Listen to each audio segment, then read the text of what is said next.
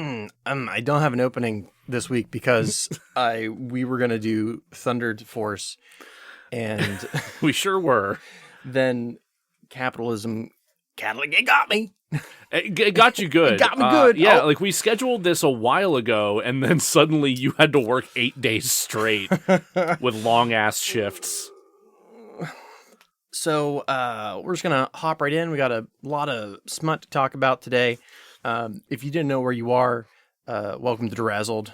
We're the podcast that we try to take award-winning worst films and fix them, but sometimes capitalism happens. Sometimes capitalism breaks your brain and your spirit, and you need to take a break and do something both horny and stupid. As I was telling Joe before we started, the amount of brain I have left is like in a cartoon when a frame, like a picture's removed and there's just like the outline of where the picture had been. That's where my brain is. Yeah, so I'm braining for 2 today, which there's some irony in that, but hey. So I happen to be Jack Culbertson. I will be the lack of brain, and here with me as always, full braining, is Joe Nealis. Hello. So what we'll be doing today is taking the entirety of the live-action Batman villain, the live-action Batman, gallery. Live-action Batman Rogues Gallery, and ranking them by who is best, who's the best. But you're probably saying to yourself, doesn't that exist? Doesn't that list exist? Yeah, there's a lot of them. I'm sure. But did they ask how they can fuck? They did not. At least they didn't. Refuse to believe that there's no list out there that asks that question. There's no list that exists that got past my work firewall. Okay, fair caveat. So if you've curated that list somewhere, email us at DeRazzledpodcast@gmail.com. Tell us who you want to bone Batman villain. So here's how I broke it up. We have four categories that we've added up all. We will add up all the numbers and then reveal to you who the best Batman villain is. So out of 5, we ranked their performance. Yes. Which is, I wanted to weigh that category a little bit because the next 3 are all out of 3. I want to point out real quick, Jack has done his rankings for this. I have not, because I also work my ass off and just did not have time. We also ranked it out of 3 on comic book accuracy. Which you're going to know that way better than I do. Right, we're just going to skip that category for you. That's fair. Ability in bed. And then because we brought up Will Smith as Deadshot, and you're like, well, Will Smith fucks, therefore Deadshot fucks. And I was like, well, Deadshot within the context of the movie is hard to say. We can talk about that a little bit more when we get to him, because I had a reason for saying that you're omitting a little bit. But by omitting, you mean that memory is gone. We'll get there. We will cover that. All I remember is I'd fuck him. So I'm not going to give a score for the actors. I will say, yeah, they're my type or they're not my type. Well, here's how I broke it up. It's ability in bed as the character. Sure. And then actors' inherent fuckability. Actors' inherent fuckability. Yeah. Which is such a subjective thing. And it feels dangerously close to judging people on a scale of 1 to 10. But sure. Which is why there's a category that neither of us answered called the community pervert score. Oh, right, because you also pulled BeLinda on these things. That's right. Because I'm like, we're two dudes. I wanted to have a fem's input. Sure. Well, we technically have 2 women's inputs because Becca also gave some input, which is a blanket no to everyone. With perhaps with Poison Ivy, right? Except for maybe Poison Ivy, who she is unsure whether or not to actually classify as a villain. Which I would like to discuss once we get there. Sure. And the community pervert also rated out of 3. Of course. So, if there's nothing else we need to talk words to. No, I think we can jump right into this accidental sequel to the whether or not superheroes go down. So we're going to start with just like, I'm so happy. I'm so pleased that another list listed them so that I could list them. And that is the United Underworld from 1968's Batman. Oh, we're going all the way back to Adam West. Yes. Okay. And I decided to include them as a foursome, which, Interesting. when I was describing it to BeLinda, first of all, this is Cesar Romero's Joker, Frank Gershwin's Riddler. This was Lee Merriweather as Catwoman. This is not Eartha Kitt. It's not Eartha Kitt. Okay. It's not Julie Newmar. And then Burgess Meredith as Penguin. I always forget this Burgess Meredith. Right? Okay. I was like, she's like, well, how's that work? I'm like, well, you get a phone call to come up to a room and you open it and I like showed her, I'm like, these 4 perverts in there. She's like, oh, so it's kind of like if you're at a bar, because she like looked at Catwoman, she's like, oh, I'm mad, and she's not. She's like, oh, so that's like when you're at like the bar and like this like hot woman comes over and she's like talking to you and like you're like, oh, this is going really well, and then she's like, oh, hey, meet my friend. And you're like, okay, that's a little weird, but like now I feel obligated to like, because she already bought me a drink, I'm here. And here's our other friend. And then here's our other friend. And here's this freak. and over comes Frank Gershwin. And here comes Frank Gershwin, just like wildly insane. Very much needs completely unhinged. This man needs psychological help. Why does nobody see that?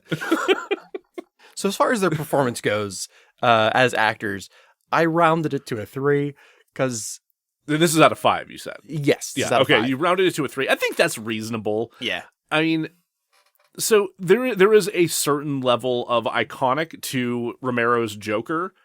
Yes. I'm not sure if that's actually, you know what? I'm not sure if I'm skewing that in my head because of his actual performance or the fact that he refused to remove his mustache. Yes.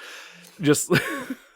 I also like Burgess Meredith's Penguin, and I imagine the whole. Well, it's worse. It's like yes, which is what he would be doing in the bedroom, just like in the corner. Oh God, over in his like heart. Little consumer warning. This episode's gonna be gross. Consumer warning. Oh yeah, I guess content warning for just sex stuff. Just in general. CW sex stuff. Also, content warning for that. Just Christ. So I give them a 3, rounded out, because Frank Gershwin's not acting. He doesn't. He thinks he's the Riddler. He doesn't know this is pretend. No. This is him on a Tuesday. Lee Merriweather is she's just attractive in like a shiny outfit. Cesar Romero has refused to remove his mustache, so he just has chunks of white makeup stuck in his mustache. Coated, just absolutely like packed with white makeup. So frankly, I think that Burgess Meredith is the best actor out of the 4. Oh dear God. I'll second that 3 begrudgingly. Great. This is neither here nor there, but I was curious to see what kind of pornography exists for Batman, so I just went the quick and easy route. There's got to be a lot that's spoofing the 66 Batman. There's a lot. Specifically, well, all right, there's 2 kinds. There's 2 varieties. Okay. That are easily accessible. There's the high budget Batman XXX, the porn parody, directed by Axel Braun, with like a decent budget. And like, and is that more like Batman 89 or?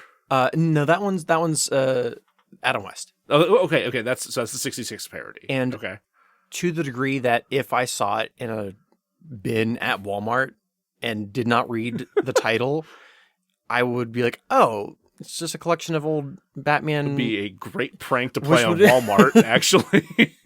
Just gotta mix a couple of those in there. Put that in the $5 bin. Why does it say you bought Waterworld? Oh. Because of how wet you gonna get. But the costume's very good. Oh. Some consent issues, but I guess you'll have that. Mm. And then the other category, which is people who saw Suicide Squad and wanted to see that Joker and that Harley Quinn get fucked by a Batman. Why though? Seriously, why though?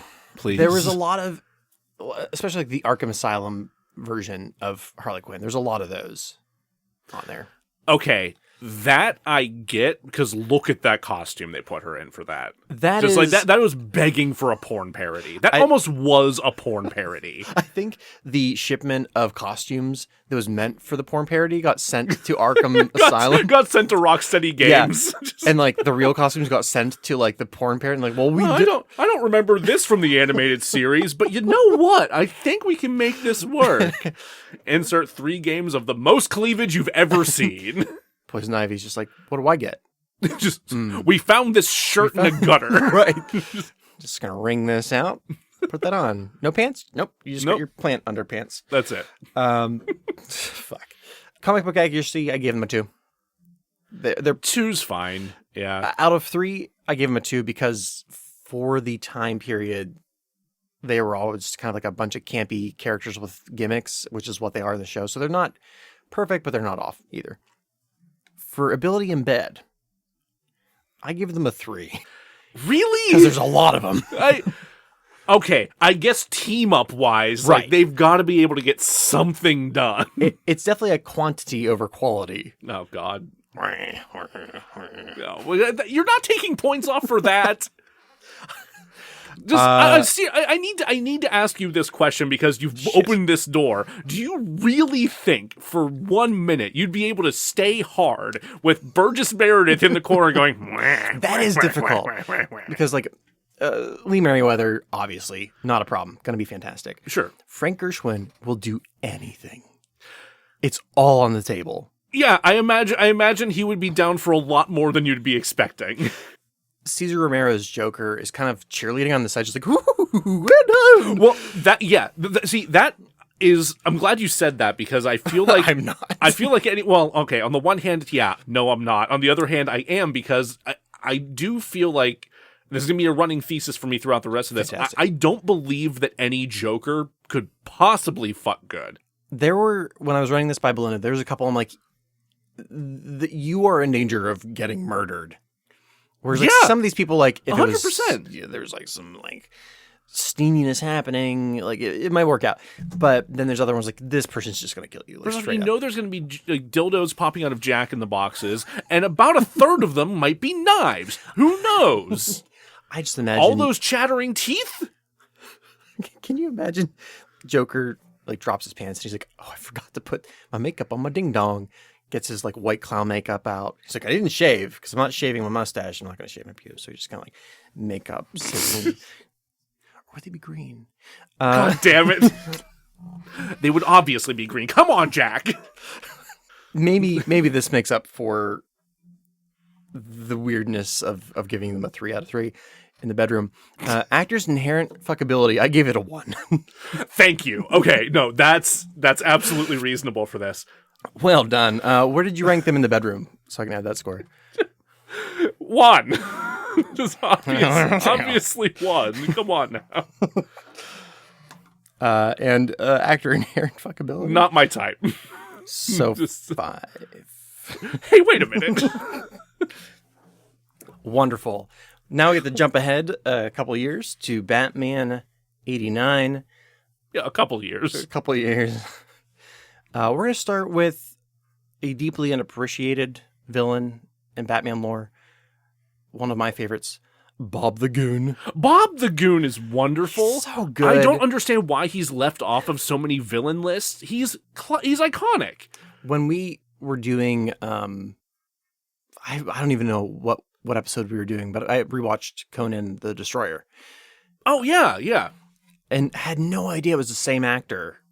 And that plays like pervy little thief man is also... Wait, Bob the Goon? Bob the Goon is played by... Oh, so he's got a type. Tracy Walton. Yeah. He's like, I talk real quiet and I'm kind of pervy like this.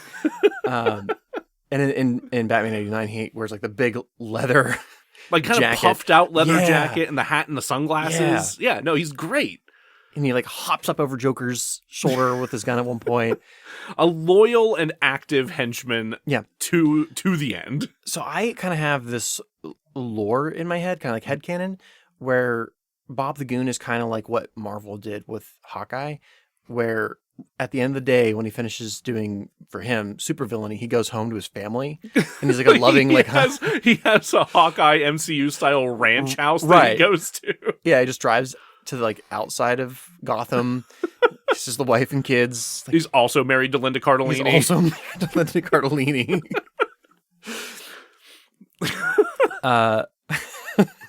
So for his performance, I gave him a 5. Performance is an absolute 5. Yeah, but no, I will forever stand Bob the Goon.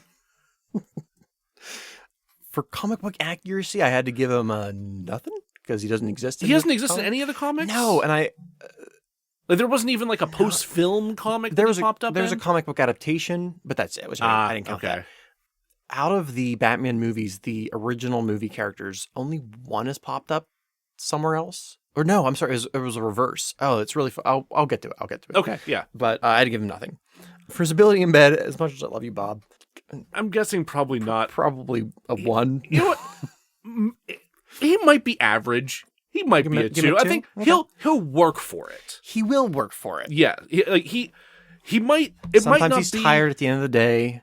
Long he day just can't sustain. We've all been there. I get it. destroying the Gotham Modern Art Museum. You had a couple too many beers after work, and maybe you accidentally huffed a little whiff of the Joker gas. And he's not compensating because with the giant knife. That is not what that is. No, that's a work tool. That's a work tool. That's standard issue. Standard issue Joker gang. Fuck you knife. Not fucking knife. No. Actor's inherent fuckability. I gave it a 2. Yeah, I mean, he has a charm to him. I said I'm not gonna do the numbers for this, but yeah, no, I'd say he's right in between. I wouldn't outright say no, you're not my type, but there was a charm to him. I'm not sitting there oh, hey, how you doing? But when I was a kid and I watched that movie, I was scared of the Joker and his goons, but not Bob the Goon. Not Bob. I was never scared of Bob. No. That's you know what? That's fair. It's also a weird way to judge anything in this episode.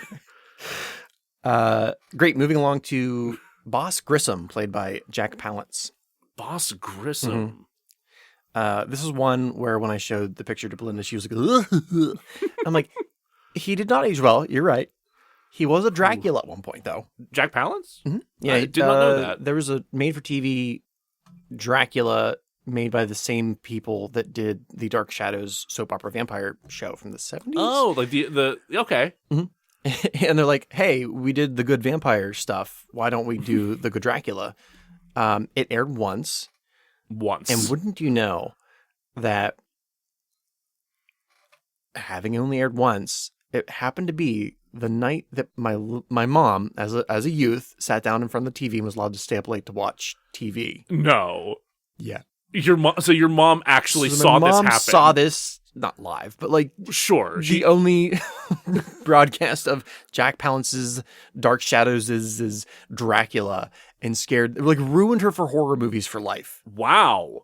Holy shit. This is not me talking up the scariness of this movie, because I have hunted it down and given it a watch, and it is dry.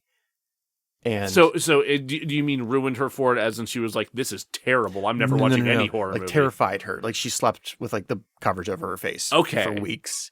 Wow. How old was she at this? She was pretty young. She was real little. Okay. I think for me it also doesn't help. There's a lot of day for night scenes. Oh, okay. It's just a lot of blue filter over things. Which for those you aren't in film, that's when the film is filmed during the day, and then to make those scenes look like night, they put a blue filter over it. Yep. But it never looks good. You can always tell that it's actually daylight. You just see the way shadows fall on things. The most egregious movie to do this is the James Bond that followed Sean Connery in Her Majesty's Secret Service. Yeah. Oh my God. Yeah, you're right. There was a horrible day for night scene. And it's on the beach. I'm like, who thought this was a good idea? You guys had all the money. It doesn't matter. There's still a family playing over there. What are you doing?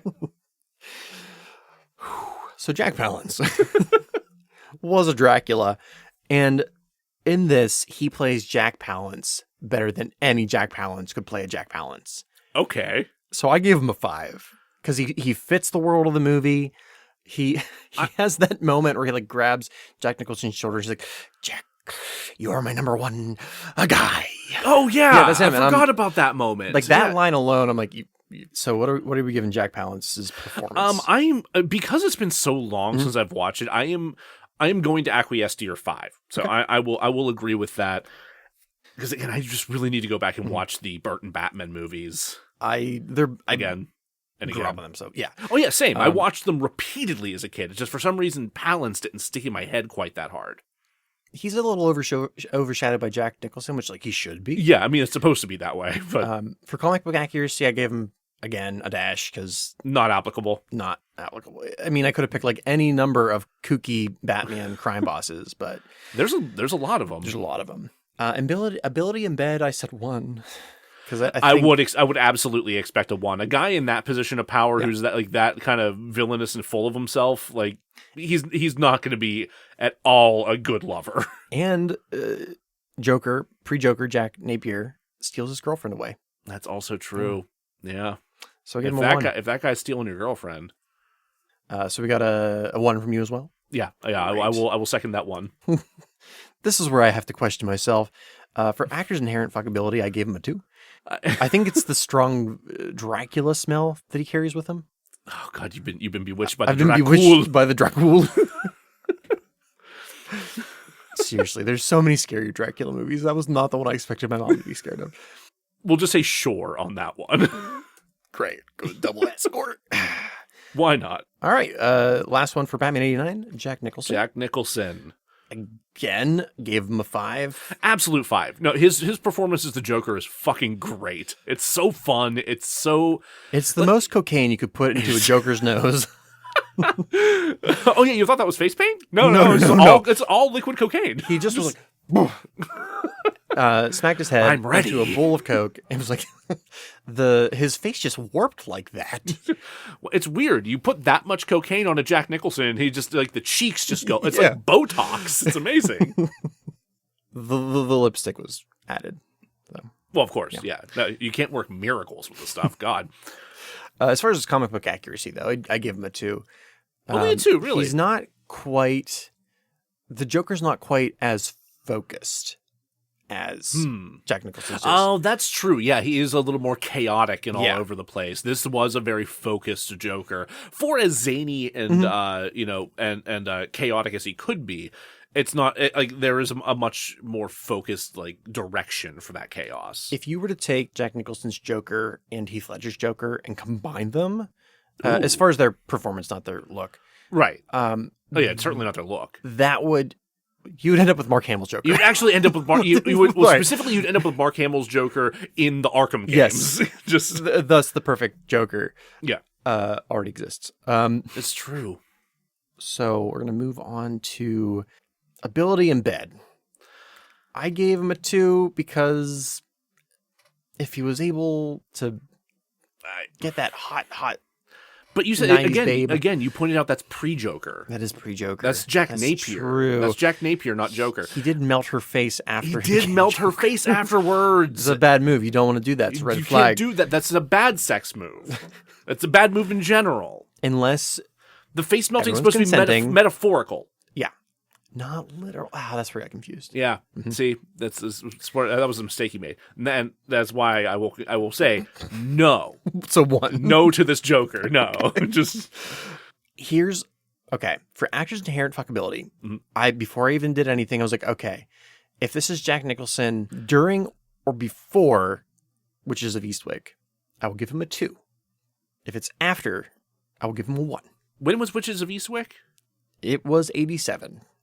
So then this is inherently after. Yes, So then it's a 1. for me, yes. Yeah, I would agree with that. I think it just amazing actor. I love it. I love his work. I love what he's done. Not my type. No, if it was like young Jack Nicholson doing like 70s, Maybe. maybe. He had a charm. He had a charm. To He him. had a charm. Like One Flew Over Cuckoo's Nest, Jack Nicholson had a charm to him. Not a Bob the Goon charm. A different charm. Different charm. One of them's going to melt your face off, and the other one's going to make you a cup of tea. Yes. God damn it. I'm so tired. Great. We're moving on to Batman Returns. Just moving right along. It's going to be a long one. God damn it. There's so many Batmans. Oh, okay. Here's what I can talk about that. So I included Max Schreck because I wanted an even 30. And Okay. I mean, I think he counts. I I think he counts. This is Christopher Walken's Correct. character from Batman Returns. Yes. Okay. So, I mean, he's largely responsible for Cobblepot getting as much power and confidence as he gets throughout the film. No doubt that he's evil as fuck. Yeah. He's pretty upfront about it. The line, I can't take his hair seriously. I'm just going to say that. It's very up front. Tim Burton. Yeah. So I deal with a lot of garbage, like literal garbage at my job. I was going to say, you're going into work mode, yes. And I think about this line all the time where when Max Schreck first meets the Penguin and the Penguin's going through his garbage because Max Schreck is trying to like dispose of things he doesn't want. Yeah. He's like, remember me? I'm Fred's hand. This is Danny DeVito. And he pulls out like his Max Schreck's former partner who he's had murdered. Yes. I don't know why my mom didn't want me to watch this when I was little. It's No, weird. no idea. No, And no effect on me. No long-term effects on what I find attractive or hilarious. No, not even a little bit. Just Whew. As far as like characters that ended up in the comics by movie, I have like a reverse of that. So when Batman the Animated Series was being made, it was right around the time that Batman Returns was released, which is why you'll have Selena Kyle with blonde hair rather than in the comics, she has black hair. Oh, okay. And the Penguin, as portrayed in the first couple seasons, is much closer to Danny DeVito's than he is his comic iteration. Yes. They wanted to have Max Schreck in the show. Not Warner Brothers did. The creators, Tim Bruce, Paul Dini, I think Alan Burnett, whatever. Sorry, Alan. They were like, but we don't want that. We want to have like all comic book accurate characters as much as possible. Right. So while there is clear like Burton influence Yeah. behind the tone, I can see why they wouldn't want to include him in the show itself. So they compromised and made a new character, Roland Daggett, who I vaguely remember him. he was partially responsible for the creation of Clayface in the show. Okay, that's why. Yeah. So that character doesn't appear in the comics, but the cartoon inspired that character to show up in Batman The Dark Knight. There is a Daggett who is like a sleazy boss. Huh. Yeah. Interesting. So we'll be getting to him, or? Nah, fuck him. He's too small. He's tall. Nah, fuck him. He can watch. So Christopher Walken, I said his performance was a 4. It was good. It wasn't A-list, but it did the job. No, I think I'd agree with that 4. Yeah. He's not in the comic books, so we'll skip right past that one. Not applicable. Ability in bed, I said a 2, which I'm now thinking I disagree with myself. In what direction? I think he'd actually be worse in bed. Yeah, no, I don't think he'd agree be with very that. Yeah, I was surprised you went as high as a 2 because he's not gonna work hard like Bob the Goon. I mean, he might be a natural 2 and could be a 3, but he doesn't care enough. Yeah. But I suspect he's a 1. And the last time he met a pretty woman, he did shove her out a window. Partially because of that. Yeah, partially factoring into the rating. Actor's inherent fuckability. I gave him a 2. But I also am thinking of like younger Chris Walken. Yeah. It's hard to... I mean, Chris Walken definitely has like a kind of charm about him. Especially when he's got that sweet mustache. Oh my God. You're thinking Heaven's Gate. Yeah. Oh God. That smoldering mustache. Yeah, no, I wouldn't say he's my type though. I don't think I would go out of my way for that sweet Chris Walken. So what would you give him? I'm you know what? I'm gonna lean to a 1. All right, very good. Moving on to Catwoman, played by Michelle Pfeiffer. 5. Performance 5. Her performance is fucking fantastic. Like she painted my view of what I find attractive from then on. That was a formative thing for you. She didn't quite have that same impact on me, but my God, is that performance memorable. Like, even from having watched it as such a young kid and for having not watched it in as long as I have, so many scenes from that are just cemented into my brain. Yeah. Comic book accuracy, I gave it a 2. It's not quite... She's not quite that deranged. It's more thoroughly stylized. I think both her performance and the costume. Yes. Yeah. It's very much a Burton version of Catwoman. Yes, 100%. Ability in bed, absolute freak. It'd have to be. Do you not recall her leaving a sewing needle thing in Batman's rubber suit? That's That's a good kiss right there. A plus plus plus. Actors and You've switched scales to letter grading. I might be a little biased. Actors' inherent fuckability. Oh man. Plus plus plus. I would say, I've never really considered this angle of it now that I think about it, because it has genuinely been so long since I've watched Batman Returns. What's weird is this is kind of like the reverse of what we had been having an issue with, where like, oh, we would rate the fuckability of the character higher if we were just considering the actor. Mm-hmm. Whereas this reverse, where the character that she's playing, I find more attractive than the actual actress. Yeah, not that she's not attractive. No, she's beautiful, but I don't know. I've never. I guess there for how old I was whenever she was like front and center in the popular consciousness, Sure.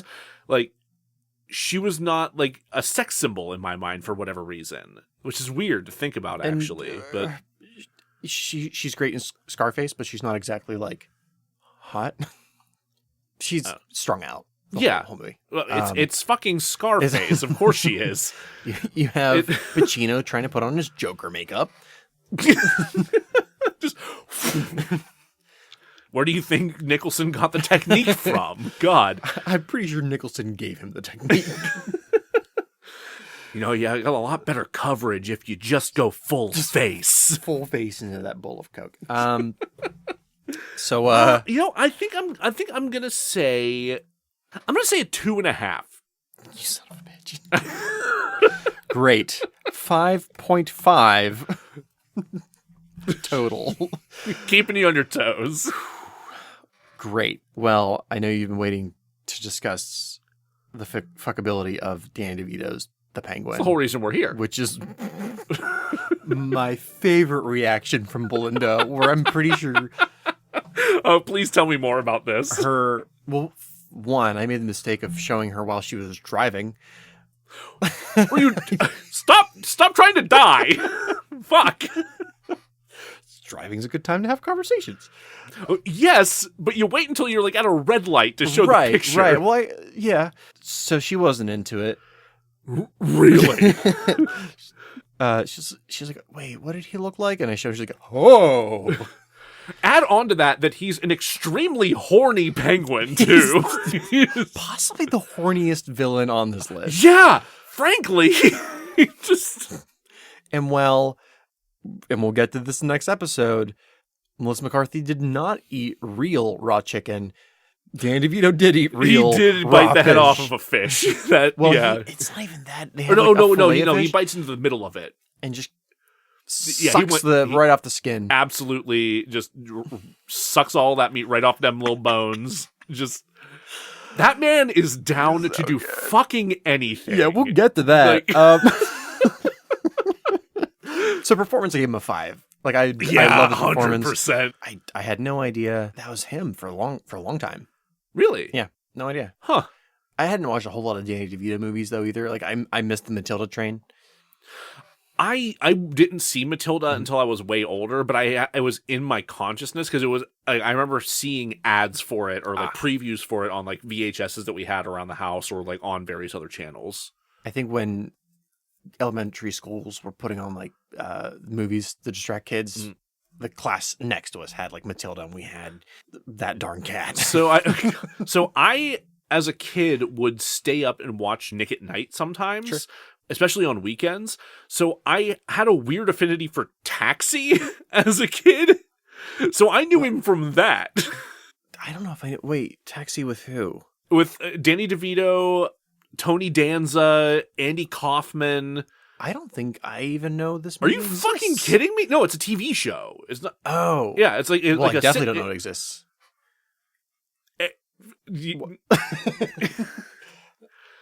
It is something else. Tony Danza. Yeah. Huh. Fucking. Yes, I was gonna play Resident Evil 2 tonight, but I think I'm gonna watch Taxi. You're gonna watch some old 70s sitcoms. Follow it up with Matilda. There you go. Comic book accuracy, I gave him a 3 because man, the Penguin's horny. the Penguin becomes more businesslike the closer you get to modern Penguin. Okay. This was 92, I think. The Penguin was he was still like businesslike, but he was also sleazy. There's a comic I remember where he like kidnaps a soap opera actress that he's infatuated with. Oh wow. He's like, I will razzle dazzle you with my oh no array of bird themed jewelry. Allow me to give you the old razzle dazzle. And she's like, thanks. Ooh. Meanwhile, he's released birds all across. It's like literally Hitchcock's The Birds all across Gotham, and Batman's like, this sucks. What the fuck, guys? I'm enjoying this. I don't like anything about this. He's as horny as he was allowed to be in the comics at that time. Okay, I have trouble with this 3 just because of the look, just the sheer. He is more circus-y in the movie. Yeah, because the circus thing is completely Burton. Yeah, I mean, like the flippers. No, I think the flippers are accurate. Are the flippers accurate? Really? I thought they were. I think they are. Huh. The Penguin's never been one of my. I've never really enjoyed him as a character. All right, fair enough. Except for that time he kidnapped a soap opera. Apparently, that one stuck out to you. I will acquiesce to your greater comic book knowledge on this. Oh my god! Here we go. You. This was all your idea. Just because I didn't want to talk about fucking Melissa McCarthy. You have brought us because we weren't fucking ready to because my brains had melted from my skull, and it has brought us to this moment where now we have to talk about the ability in bed of this Penguin. Is it good? No. Is it a lot? Yes. Is it something that you would find in the back of a dungeon that you're like, we don't talk about what happens in that room, but if you want to try something real fucking weird, you're going to sign a release first? Sign a release. Last door on the left. Bring them up. And some fish. Make sure the fish. You have to have the fish. You have to give him the fish first so he knows that you're friendly. Yes. He has to warm up to you a little bit first. If you don't, he bites your nose. It's really gross. You don't know. When I say bite, I mean you're gonna need reconstructive surgery. Like you have no idea how much blood will come out of your nose. That's actually what the towels are for. God damn it! Now I just imagine that scene in Batman Returns when they give him the fish. They're trying to like seduce him, but it doesn't work. He bites his nose. So it has to be a 1, right? See, I feel like to give it a 1 is kink shaming. Because he's so dirty. He's a dirty, dirty boy. I'm giving him a 2. No. Okay, what? No. Wait. Christ. Would I ever touch him? No. But does he have ability? Unfortunately, he wants it so much. Absolutely. I think he's too eager. That is a thing. He's far too eager. I've definitely run into that in my adventures. I had somebody like, I've wanted this for a long time, and then like bit my lip, and I'm like, ah! Wait, hold on. Can we just talk? Ow, foreplay. This is foreplay. No. I'm keeping my 2. Okay, you can keep your 2. I'm giving him a 1. I also gave Danny DeVito, the actor, a 2. I'll give him the 2 for sheer confidence. Yes. Like, anybody with Danny DeVito's confidence and willingness to just give it a try, holy shit. Just... And, like, you will never feel uncomfortable about yourself. Because you will just constantly be thinking about what he's doing. Well, because he doesn't give a shit. No. So, like, he gives so little of a shit that you're like, oh, I can just let it all hang out. Sure. Let's never talk about this again. Thank you. Talk about what? I've thrown this conversation into the Marianas Trench. What are you talking about? Moving right along to Batman Forever. Oh, God. We've now passed into the Schumacher, not good pushing. To grapple with Schumacher again. Let's just get him out of the way. All right. Two-Face. I mean, I must have been feeling fairly generous at the moment because I give him a 2 out of 5 as far as performance goes. What the fuck is wrong with you? Know. He is easily the worst thing about that entire fucking movie. Yeah, I think because he said his lines correctly and hit his mark, I gave him a 2.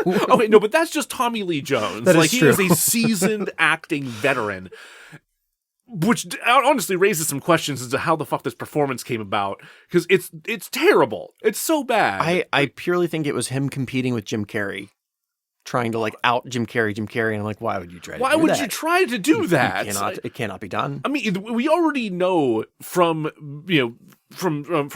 stories that have come out since this time that you hated him. Yeah. Why are you trying to out him? The only thing I can think of is that he was told he was in a comic book movie, but didn't know what that meant. God. That very well could be the thing, because that we are still.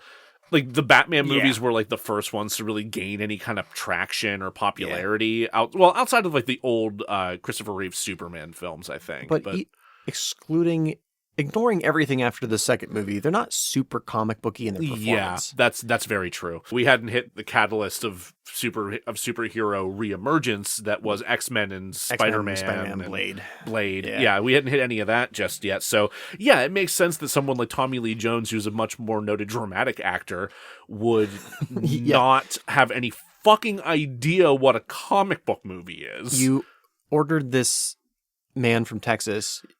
You opened the box. I mean, you found a Tommy Lee Jones, and you're like, Tommy Lee Jones, here's what we want you to do. And it's like, I ain't never read one of them comic books. I'm not sure I understand what you're talking about, but I'll do my best. I'm gonna guess you're giving his performance a 1. If I can give it a -1, I would. Jesus Christ, 1 it is. I will never forgive the fact that his Two-Face sits there and flips and reflips his coin like a psychopath the entire time. He goes by what the coin says. That's the whole shtick. He's contemplating. No, he's not contemplating. He sees a result and goes, I don't like that, and does it again. He's a fucking chode. I thought you meant just like when he's like sitting around doing nothing. No, I mean when he's actually actively trying to make the coin make a decision for him. It's bad. It's a bad Two-Face. Yeah, it's in his face. Anyway, so that like rictus grin that he's got going is horrible. And given the age of like HD, it looks pretty gross. I'm almost afraid to go back and look at that in HD. Don't. Unfortunately, I had to give his comic book accuracy too because at the earlier they did split him right down the middle. He's got 2 different suits on. I gave each half a 1. I accept that. I will accept that rationale for that too. Actually, I had a little more thought out response, but I'm gonna go with it. I give him a 1 in bed. It has to be. Yeah. Sugar and Spice, one played by Drew Barrymore, and the other one played by I can't remember her name. I'm sorry. We looked this up the last episode too, and I can't remember. She's also on her like name Empire either. Records. Like she's not like a nothing actress. I am certain that they are not there because they are attracted to Two-Face, but because he pays them. Yes. Oh, absolutely. That's why. It. He robs banks and he uses it to pay them. Yeah. Among other things. Like getting custom tailored suits. I mean, no, that can't be cheap. And like the remodeling of that hideout, it's not cheap. I'm going to guess you also are giving him a 1. Yes. In the bed? Yeah, absolutely. Yes. Yes. Just a 1. Yeah. And Tommy Lee Jones doesn't exactly do it for me. No, not at all. So we're going to go at him with a 1 there as well. Just in terms of him as an actor, like his physical presence as an actor, is not sexual. No. I don't think. I can't even think of a role where he's portrayed somebody that is supposed to be sexy. I would like that. I'd like to see someone try, but it's way too. I don't know far why, too late for that. But like my brain went to. I don't think he acts anymore, does he? I don't know if he's retired. I'm not sure. He might be. I thought he might be, but yeah.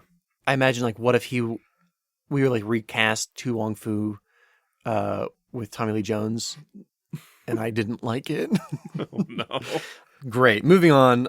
We got Mr. Jim Carrey as the Riddler. I gave him middle of the road 3 because he sure goes for it. And there's some bits that work. He does go for it. I think he's trying to be a little too much Joker. I think he's trying a little bit too much to be Frank Gershwin, but he's not insane. That's the thing. Jim Carrey's not Frank Gershwin insane. No. So, yeah. He's got some out there-ness to him, let's say. But yeah, he's not Frank. You're not deeply concerned. No. Good Lord. Like when I talk about Jim Carrey's, no, actually that's not true. I was going to say whenever I talk about Jim Carrey's like mental well-being, I'm not concerned, but I'm like, actually, sometimes I am. Sometimes, but I think more he's recently, but not at that time. I think he's even turned a corner where it's just like, no, he's just kind of like he's just kind of entered a weird artisty phase of his life, and he's doing a lot of painting. He's doing a lot of painting. That's what he likes to do. Yeah. He's it centers him now. I mean, hell, he's apparently retiring from acting and going to focus on that. I saw that. Which is kind of weird to think that Sonic the Hedgehog 2 is going to be his last movie. It is performing well. It is performing well, which I'm kind of excited about. To the point where I'm like, I don't even like Sonic that much. I didn't grow up with Sonic. I did. But I kind of want to watch it now. I got to go back and watch the first one still. I did always like Dr. Robotnik. I always just liked that character design. Or what, Eggman? Technically Eggman. They kind of like flip-flop back and forth with whether or not it's Robotnik or Eggman, but whatever. I'm sure some Sonic nerd who has been focused on the series longer than I have will have a better answer for that. But so what are you giving Jim for his performance? I'd agree with that 3. Okay. Yeah, I think that 3 is a reasonable one because, again, he doesn't have a good script to work with. He has a batshit ridiculous costume that he's been given, and between like coming across as jokery and or Frank Gershwin-y, he's not like he's making some choices, like some bold choices in the character, but he's not making them his own quite enough. I don't think. I agree. It's a mixture of Frank Gershwin and Jim Carrey. For his comic book accuracy, I gave him a 1. It's not at all comic accurate. No. We have yet to see a comic accurate Riddler. No, I will get to Paul Dano, obviously, but that is very much not. No, God, that was such a departure. Ability in bed, I gave him a 1 as well, because both as Riddler in costume and pre-Riddler computer nerd creepy creep. I would think pre-Riddler creep 1.5, maybe a 2. Sure. Okay. Probably not as hardworking as Bob the Goon, but he would be eager to try, maybe over eager, hence the 1.5. But as Riddler, 1, absolutely 1. No, does not fuck good. Why did we do this again? I don't know, and I'm also concerned that me of 2 days ago, who was like more awake than me of right now, gave him a 3 as far as like actor fuckability. Oh, well, I mean, no, I think Jim Carrey is such a charismatic and good looking guy. Like, and that was at his prime, maybe not his prime, but like. No, that's like right around his prime there, mid-90s. This came out in 95, so... I feel like Stanley Ipkiss is more my speed as far as fuckability. Yeah, honestly, But like... He would snuggle. He would snuggle. I would snuggle a Stanley Ipkiss. When I say 3, I'm imagining Stanley Ipkiss. Fair. From The Mask. I don't know if we said that. Oh, yeah, from The Mask. From 1994's The Mask. As if you didn't know.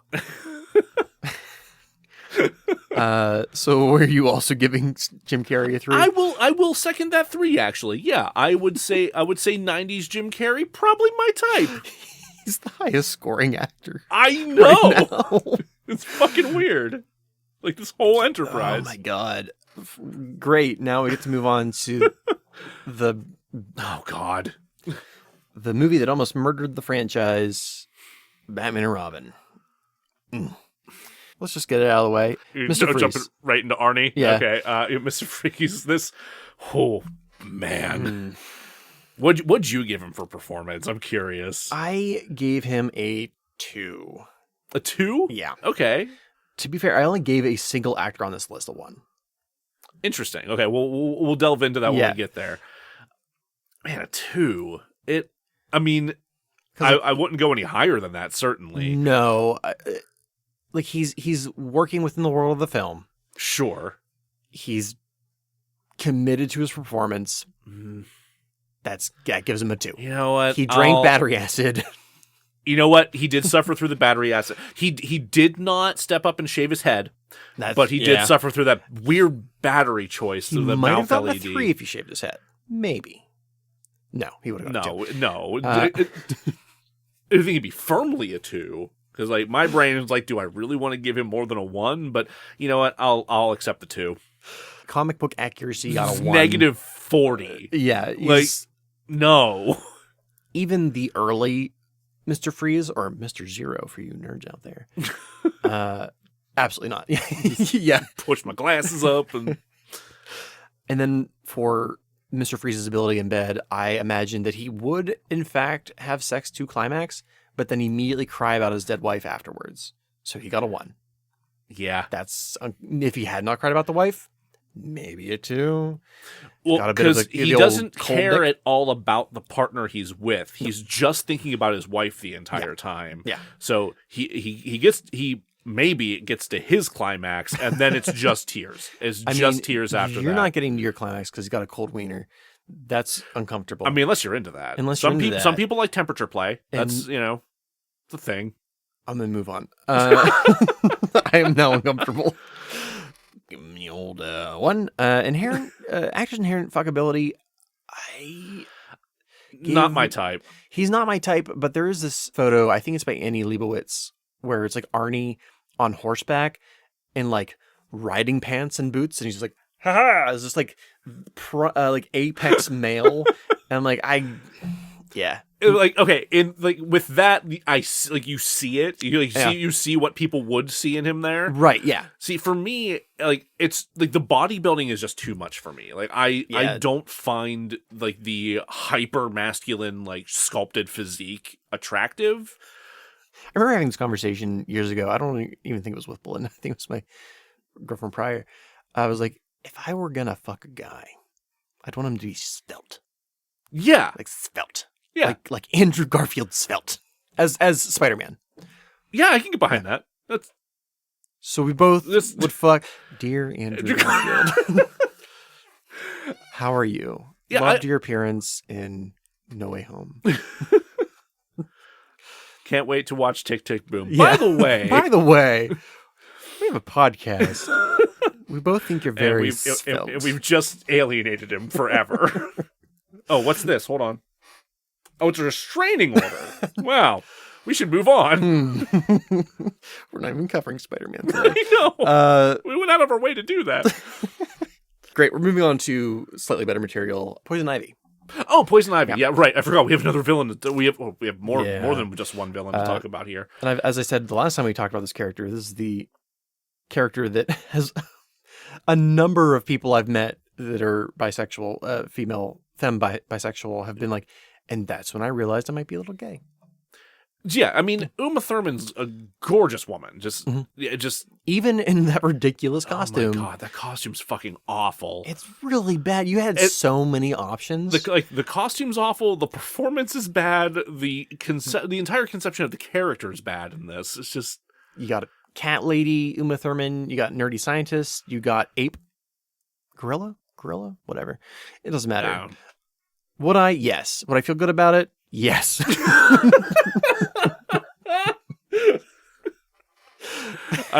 Let's do the scores. Great. For performance, I gave her a 3. I don't know why. Maybe a 2. Yeah, I'm actually gonna change that to a 2. I don't know what I was. Yeah. I think I was still thinking about like Uma Thurman. You're letting just the fact that it's Uma Thurman kind of override that performance. Yeah. I know she's capable of so much better. That's the part of the problem. She's an excellent actress. Yeah. And she was acting to the script, which is why she gets a 2. It's a very bad script. It's just a bad movie. For comic book accuracy, I did give her 2 for the earlier Batman comics. Yeah, I could definitely see how there's some influence coming from those for this. Like our modern understanding of Poison Ivy, absolutely not. But no, God, no. So you are giving her a... I'll take that too. Do I need to ask ability in bed? See, so this is a Poison Ivy that started off super nerdy in the beginning, and that can go. That's either going to go like she has absolutely no experience and no idea what she's doing, or she into it. Like she has thought so much about it, written so much fan fiction. No, or she's just horny and just has had a lot of sex and just is also a nerd. Like, that happens. I'm leaning towards that. You're leaning towards that? I'm leaning towards that. Something about the glasses. The librarian look. The librarian look. Less the cat lady thing. That was just really awkward scene. Renewable energy? That'll never catch on. God, why'd you have to remind me of that? So, God. I won't judge you. I'm going to say a 2. And largely because we're strictly talking Poison Ivy here. Yes. She has lost her connection to humanity. She does like plants. She's like plants. And unless you're Clint McElroy in the first season of The Adventure Zone, I can't abide by this. Fair enough. No. Uma Thurman, however. No, Uma Thurman, as gorgeous. Absolutely, yeah. Wonderful. Let's leave this. No, fuck. We still have Bane. God damn it. We still have to talk about Bane. I remember that we have to talk about Bane. Bane, played by Jeep Swenson. God, that name. I can't believe his name's Jeep. Looks like a really nice guy. Which I'm not going to hold it against. I would believe that. It's probably just a bodybuilder that they're like, hey, Jeep, may I call you Jeep? May I call you Jeep? We need a big boy for our big boy wrestler face with yellow veins. Yes. Burn. Great, you got the job. I give him a 1. It's absolutely a 1. This is not this is not Bane. Just in terms of personality, in terms of intellectual capabilities, not to come across as ableist on this, but they did a massive disservice to this character that's supposed to be a criminal mastermind. Yeah. I mean, when I first watched the movie, I wasn't aware of the character Bane because I hadn't read that comic book yet. Same. And I found his shenanigans funny, specifically when he wears a fedora. Oh, God. And is driving Poison Ivy around like a chauffeur. Yeah, I mean, that was... There's...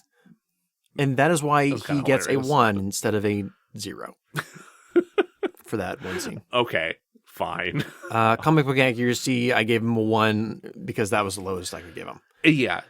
He has a luchador mask. He does have a luchador mask, and Venom is involved. That's it. That's it. End of similarities. How many episodes in a row have I brought up Grant Morrison? I've lost count. Okay. So there's this Grant Morrison comic book. It's great. It's his early run of Batman, and they're doing it's something like a play on like the 3 ghosts of Christmas, but it's Batman. And I think the third ghost is they're all versions of Batman that were created by a scientist who was tasked with creating Batman if Batman should die. So they got 3 cops that were all kind of like extreme.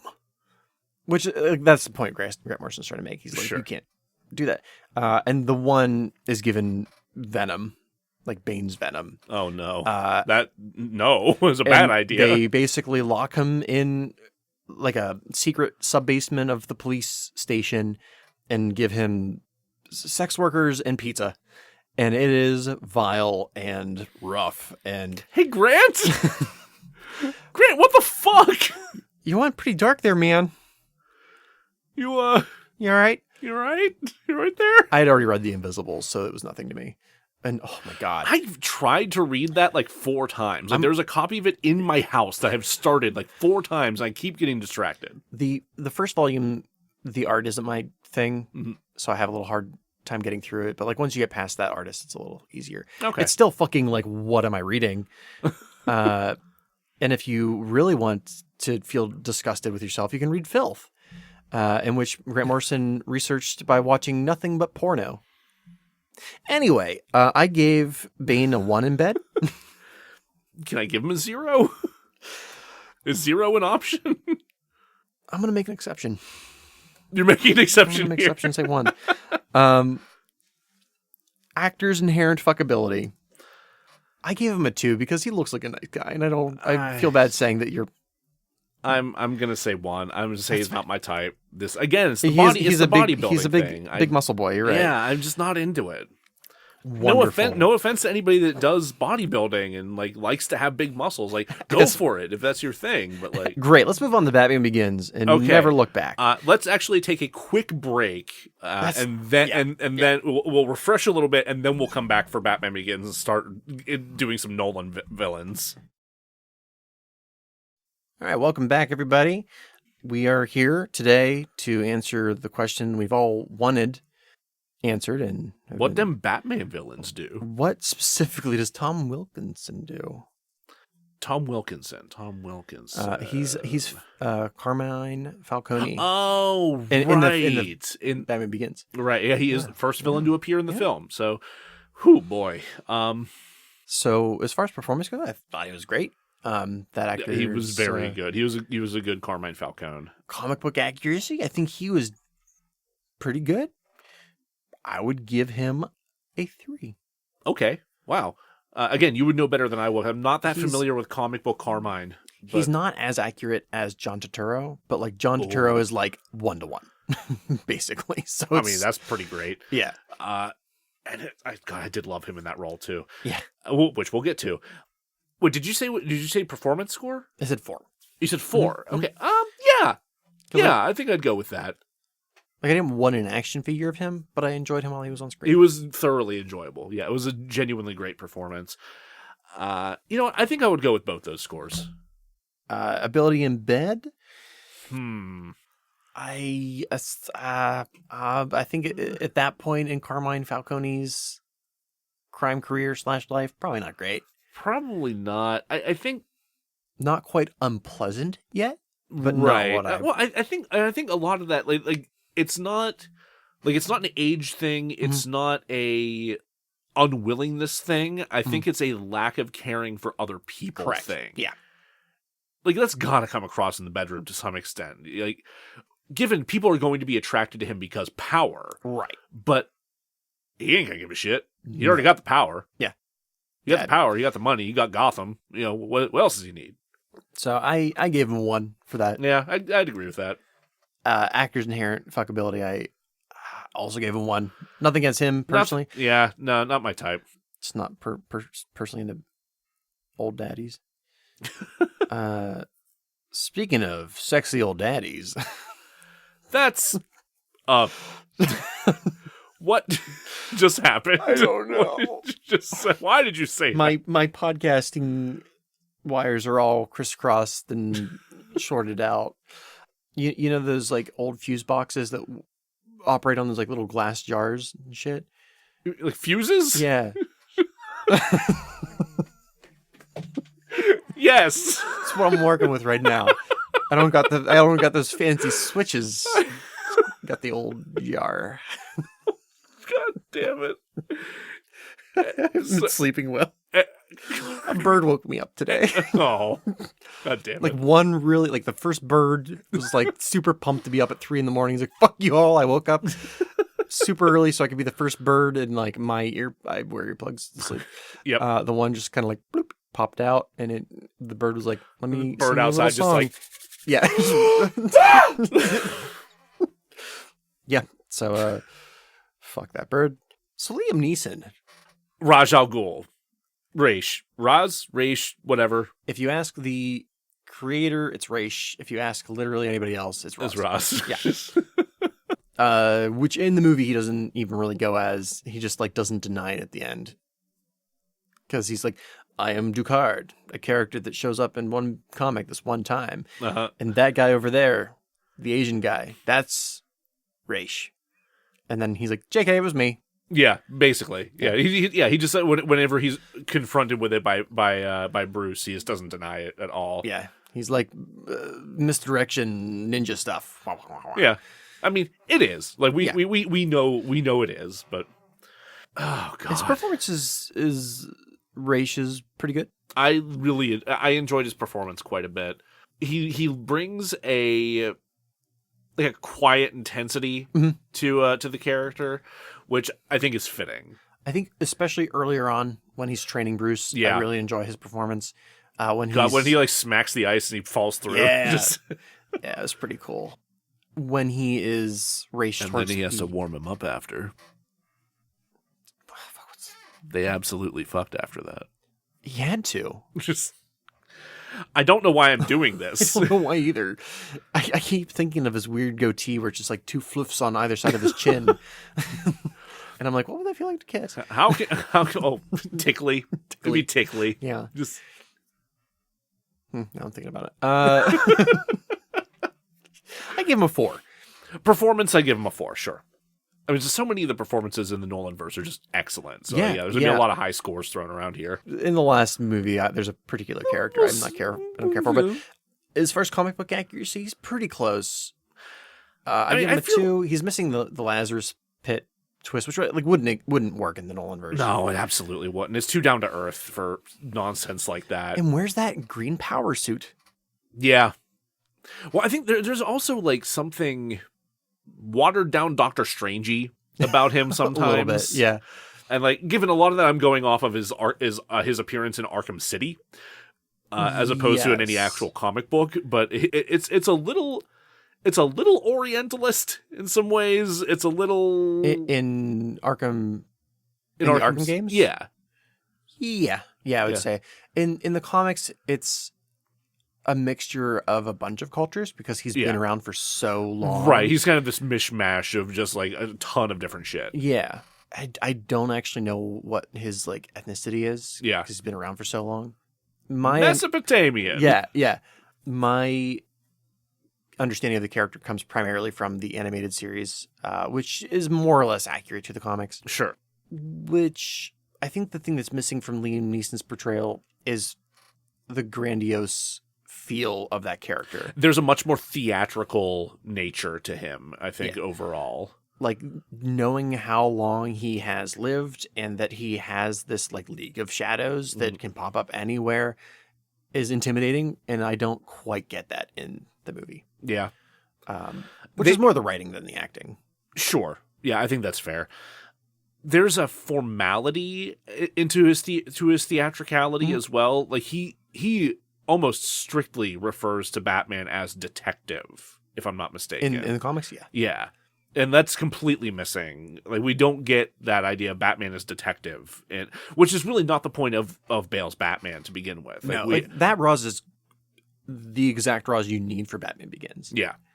I think for that world, it makes perfect sense to have him be this way. So I gave him a 2. I think it's a fair 2.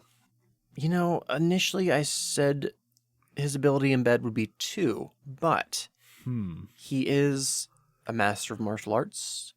Probably has learned some freaky shit over the years. That's the thing. I think his absurd longevity, if that's to be believed here. Well, actually, that's we're kind of crossing the streams here a little bit. Yeah, because he's lived the life of a normal man. Yeah. Well, the length of a normal man. Right. Yeah. Certainly not the actual life of a normal man, because who the fuck does this stuff? You don't pluck a rose off the side of a Himalayan mountain, climb to the top, and only for Mother's Day. That's fair.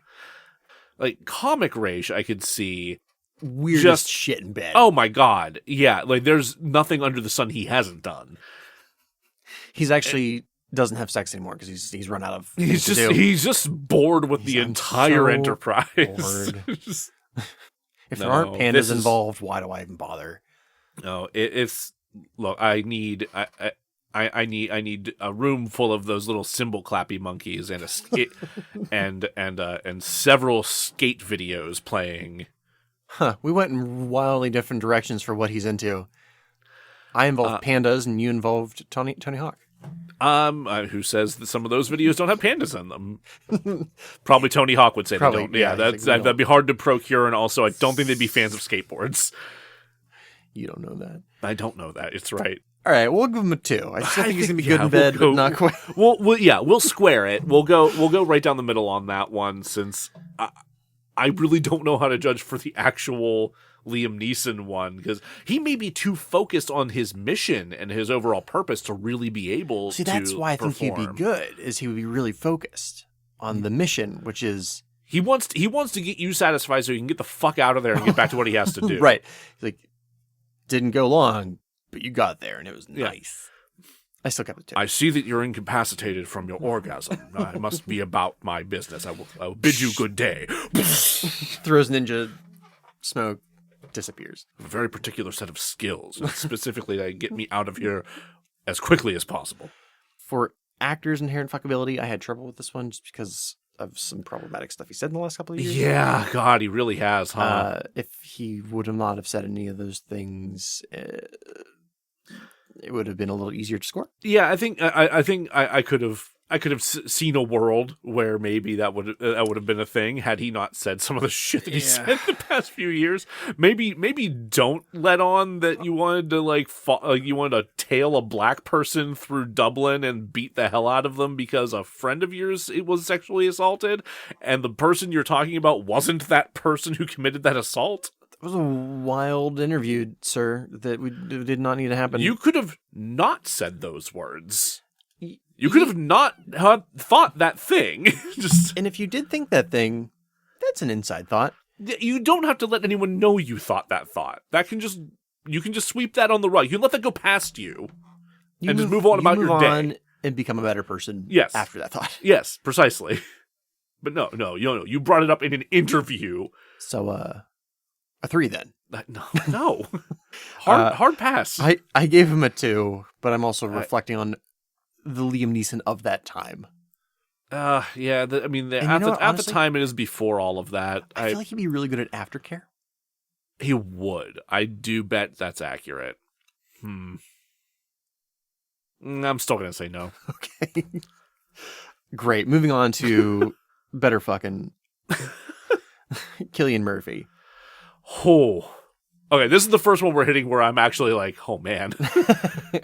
It's just he is such a hot man. And has continued to be hot. Yeah. Like it's not stopped. I'm excited for Oppenheimer.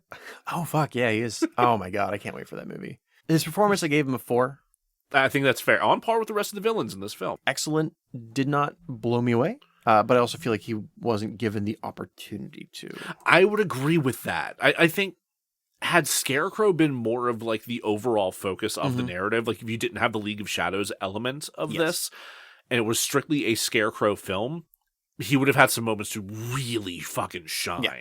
But my God, is he really good for this world? And it's a great performance. I think I see people talk about like potentially recasting various things, and it's like I'm really hesitant to even think about somebody else playing that role because of him. It would have to be a very different interpretation. Oh, absolutely. Yeah. Or what I would prefer is for them to never show the actor under the mask, and you only ever see Scarecrow as Scarecrow. Only in his mask. Mm-hmm. Interesting. I think showing that he's human under there, we all know he's a human under there, but like showing the human... Could be a panda. It could be a panda in a burlap sack and a power suit. You don't know. I don't know. God damn it. Comic book accuracy, I gave him a 3. It's a little hard to say why I did that. Because I would have said probably a 2. Yeah, I think the style of the mask is... The style of the mask is accurate. Yeah. I don't know why I said a 3, because there's not really a time period where he was that realistic of a villain. No. Yeah, I can't imagine that. Either he was like the goofy ass Super Friends one where he's like, I'm a scary Scarecrow. Or he was utterly terrifying. The moving mouth on the outside of the mask. Fantastic. In bed, again, we're separating Cillian Murphy from Jonathan Crane. Jonathan Crane, God, no. Yeah, no. It would be so uncomfortable. Right? No, it would be horrifying. Like, I feel like maybe 5 times he's had the sex, it was deeply uncomfortable for him. And he's just like, what is this closeness to human beings? I do not understand it. I could buy that. It's another instance of a character that's like disconnected from humanity enough that he would not care for it or wouldn't have the time for it. No. The actor Cillian Murphy, however. Yep. Absolutely my type. Yep. Yep. Great. Now going in the complete opposite direction. Tim Booth, who plays Zazz. Oh, I forgot Zazz pops up in this Zazz fucking movie. in there for like a hot God. second.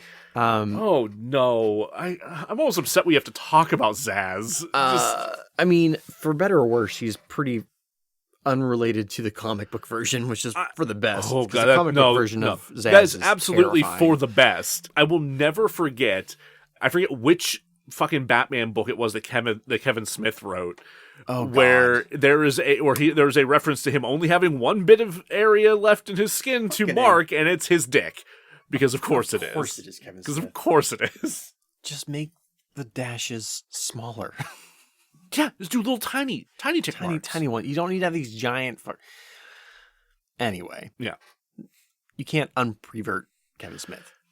No, that ship done sailed. Just Tim Booth did a great job. I gave him a 4. He's only in it for a real tiny bit, but I was super skeezed out. He looks like the kind of guy that, like, I would go in... Cuts tally marks into his skin? Probably... Like, yeah, but not all the time, but only when he's drunk at, like, a biker bar at 2 a.m. and, like, in the bathroom screaming at himself in the mirror. This is very specific. This is highly specific. Yeah, you've gone into a lot of detail here. I've got a weird headcanon for Nolan's version of Zazz. Yeah, I give him a 4. 4? Okay, yeah, I'll buy that. I give him a 1 for comic book accuracy, though. Well, yeah, because we never get a real close-up look at him, and also he's wearing clothes. He's wearing clothes. I couldn't tell if he had the dash marks on him, but if they wanted us to see it, they would have shown it more obviously. Oh, yeah, Nolan, of all people? Yeah, no, he would have made sure that was focused in on. Ability in bed, I gave it a 1. I don't even want to think about it. Yeah, no, I'm substituting a reality where you haven't asked me this question. I also gave him a 1 for the actor. Nothing against him, but scary biker man. Yeah, no. Cuts himself while looking in the mirror. Nope. In a bar, 2 a.m. Nope. Drunk on Jameson. 1. See, you had me until the Jameson. Well, I'm not saying I wanted it. It was his drink choice. Great. Going even worse, we have Joe Chill, who's in it just long enough to kill Batman's parents and do so with a mustache. Right. Yeah. Of course. Mm-hmm. Sorry, I think my brain like ignores that we got like the Batman's parents a scene in this again Because we've seen it. so many fucking times. He was a good Joe Chill. He is a goon in an alleyway pulling pearls and shooting guns. Yeah, Which sure. is why I give him a That's 2 in comic book accuracy. fine. That's all you need. The only thing the one in the comics does not have a mustache, and he's chunky. Oh, there we go. See, that's So a point off. That keeps you from getting a 3. In bed, 1. Probably, yeah. The mustache looked flat. You want more of like a Nietzsche like jutting out kind of thing. I want more of that. I want to feel that before the lips. Dr. Eggman. Oh no! So many sensations. Kind of a Yosemite Sam exploding cigar look. The actor's inherent fuckability also. I want him to go hard and call me a frass varmint the entire time. And then I hate after myself. he comes, he Jesus. just shoots guns in the air. Yahoo! Yep, somebody got laid downstairs again. Gotta fill some new holes in my ceiling. Actor's inherent fuckability, I give him a 1. 1. Sorry, Mr. Chill. Don't apologize to him. Great, we're on to The Dark Knight. We're on to the Dark Knight. Okay. I'm not sure why you're clapping. I don't know. I mean, it's a very good movie. It is. Just gonna dive right into Mr. J. So Heath Ledger's Mr. the Joker. Mr. the Joker. No, just call me Joker. Mr. the Joker was my father. Heath Ledger, Mr. the Joker, 5. Absolutely 5. Yeah, no, without any question, this performance is a 5. Like, I know a lot of people have their feelings about this Joker, whether they're good or bad. Some people think that the performance is overrated because he died afterwards, but fuck that. This performance rules. He's absolutely incredible. The amount of work that he put into the performance shows on screen. It comes across immediately. And is Oscar winning. Yeah. He's the only actor on this list that has won an Oscar for that performance in their role. Yeah. As far as comic book accuracy, it's a 3, but retroactively, because after the introduction of this version of the Joker, the Joker kind of like morphed into that version. Yes. That's how impactful this role was. Like, this performance was. There's a graphic novel just called Joker. Is it the Brian Azzarello? Yeah. Is it the last name? I've read that. It's a very, very good book. Very good, very graphic. Yes. And you know what's really fucking weird is I read it like 2 times, and then like the third time I was like, oh, there's an assault scene in here that I completely missed because it's off page. I don't remember that. Yeah. It's also been like a decade since I've read it, so yeah, it's definitely there. And I was like, how did I miss? It doesn't matter, but it's and I that artist, I don't know how to say his name. It's Lee Bergeau or something like that. Yeah. His Batman, the way he draws Batman is the most realistic I think you can get. Okay. Man, actually, Pattinson's Batman looks a lot like him now I'm thinking about it. I'm gonna have to go back and look again. Yeah. Anyway, 3. Definitely 3. For comic book accuracy? For comic book accuracy. Yeah, I'll take that. Ability in bed, when I said earlier about, like, there's a couple of characters on here that you wouldn't even make it to the bed because they'd probably, like, kill you and then laugh about it. This is one of them. This is the one. Yeah. No, this is not the one. It's one of them. It's all of the Jokers. Any Joker. I feel like Nicholson's might. It depends on the day. It depends. Okay. It depends on the day, sure. But every day is a murder sex day for Heath Ledger's Joker. I think it's just a murder day. You're here, and now you're murdered. And now you're not. Okay. Actor, however. Oh, God. Yeah. Yeah, he's visually. As a meat person, yeah, he's a very well drawn man. No, absolute hunk. He's a gorgeous man. It's not even that for me. It's how charismatic he is. Yeah, no, the way he carried himself was absolutely. I think that from the very first time I saw him in 10 Things I Hate About You, I was like, this man's incredibly charming, almost illegally so. Great. Mr. the Two-Face, played by Aaron Eckhart. Oh, man. I love this Two-Face. I would like to see a Two-Face where he is the main focus at some point, but I was a little sad that they killed this Two-Face. Me too. I was really hoping, after having watched it the first time, that the funeral was a complete farce, and that he was actually still out there somewhere. Yeah, me too. Because Aaron Eckhart's a great actor. Yeah, a fantastic actor. And I, as much as I do like Tom Hardy's Bane, which we'll get to, it's a controversial statement, I know. A little bit. I think the third movie revolving around Two-Face would have been the smarter choice. Anyway, I give him a 4. It doesn't quite knock it out of the park, but I think that's because he didn't get the screen time to do it. I don't think he got the screen time to do it, and he's definitely overshadowed by Heath Ledger's Joker. Yeah, absolutely. And honestly, I think I wish we had even like one more scene between the two of them.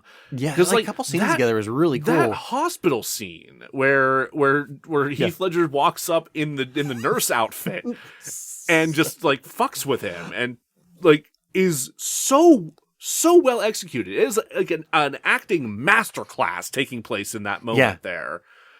Like, holy shit! Like, what a powerful fucking movie. Unfortunately, not very comic book accurate. It's not. No. Largely because his deformity, the impact of what he is experiencing is just limited to his face. Mentally, he's not really impacted by it. I mean, he's a little like. Pissed. He's not kooky. He's traumatized. Yes. He's not. There's not the duality there. Correct. There's not the.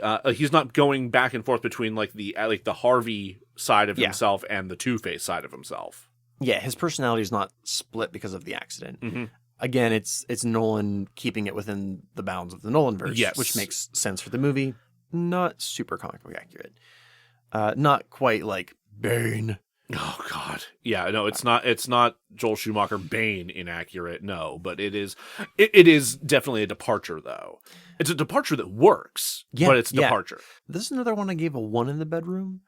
Yes, good Lord. I don't imagine there's any. No, you know what? It depends on the coin. Because this one actually listens to his fucking coin. He'd have to. He'd ask like, so going to be spicy. Ting. Yeah. Wait, vanilla. Yeah. Does it have to be? Is it the coin says missionary? I don't know what to tell you. And then for Aaron Eckhart himself, I gave him a 2. I would also give him a 2. He's a good-looking fella, but not particularly my cup of tea. Sure. Yeah. No. I can definitely see why people would be attracted to him. Dude's well put together for sure, but he's got too much dad energy for me. You know, I feel that a little bit. Yeah. If that's what you're into, great. If you're into that, sure. Yeah, that's not my thing, but. Well, I hope you enjoyed talking about The Dark Knight, because we are now leaving. Moving on to the end of the Nolanverse. Just going to go ahead and get her out of the way. Talia al Ghul. Marion Cotillard, who I think is a great actress, and I have no idea what happened here. Oh, man. And she's one of the 2 characters on this list that we know for sure fucks, because it happens with. It happens. It's canonical. It's in the damn movie. By a fireplace, if I recall correctly. Hot. Yeah. Yeah. Her performance. It's like I know it's not her. It's not. It's like Nolan didn't know how to write this character. Yeah. It's almost like he didn't want to make a third movie, and then he had to make a third movie. Yeah, it's weird. I don't know what to say about this one. Like I put it squared in the middle at 3. That's what I was thinking, because she herself is such a talented actress that I think she does bring. I think she brings something to the role, but like it's fairly like by the numbers. It is. Yeah. It's kind of a cookie cutter performance, which is disappointing from her. Yeah. And disappointing for somebody as important to the Batman mythos as Talia al Ghul. Yeah. And I think they tried too many gotchas. Yeah. Like they did the same thing with her daddy in the first one. Yeah. And I think that makes it a little easier to telegraph. Yeah. Especially considering like the amount of hype leading up to the film. Yeah, like no, it's not. Yeah. Because this is all, because if I'm not mistaken, like this is all happening around the same time that like we're getting the, no, Benedict Cumberbatch isn't Khan. What are you talking about in Star Trek? Yeah. And like, no, it's like that was the least kept secret in anything ever. It was just like, no, he's obviously Khan. Shut the fuck up. It was pretty clear going into this. Like, oh, I bet she's Talia al Ghul. Like, all right, yeah, there it is. It's fine. Yeah, you could have just said that. It's fine. Could have just said that. Nobody was going to be shocked by that. I'm sorry. Just you could have actually leaned into it a little bit. Yeah, nice. Honestly. That said, I don't think she'd be very good in bed. You don't think so? No, she doesn't want it. I don't think she wants it, but I think she uses it. Yeah, that's right. I think she's just like, and I think where that Bruce Wayne is at in his life, it wouldn't take much. No, good Lord, it wouldn't take much. Are you kidding me? It's like, you like me? You like me? You want me? So I gave her 1. You want me to take suit off? Where does this voice come from? I can't help it. I'm just so happy. I could beat. Oh, my bad. I got those mixed up. Her comic book accuracy was a 1. Her performance in bed was a 2. Okay, that I buy more. That I absolutely think that's accurate. Yeah, she's nothing like the character in the comics, but she still gets it done. Because I think the thing that's really missing there is, I mean, the development of any kind of real relationship between her and Bruce Wayne, because like there actually is one. Yeah. Even though a lot of it is contingent on her wanting him to come back and fulfill her father's destiny. Yeah. This is strictly a revenge-minded Talia, and you don't have the time or the effort put into developing that actual relationship. I agree. So So what would you say about her in bed? What, the character?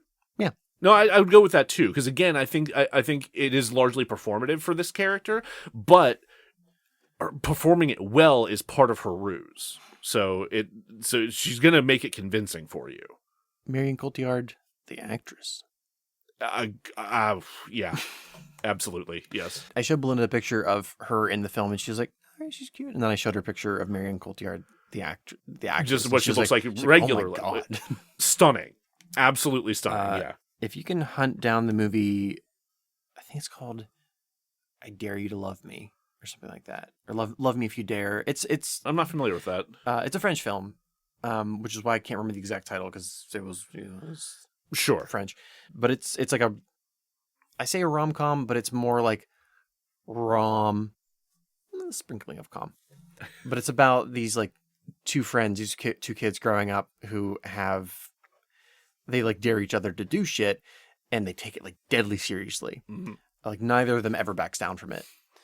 And then there's like a falling out, and then when they grow up, the game continues.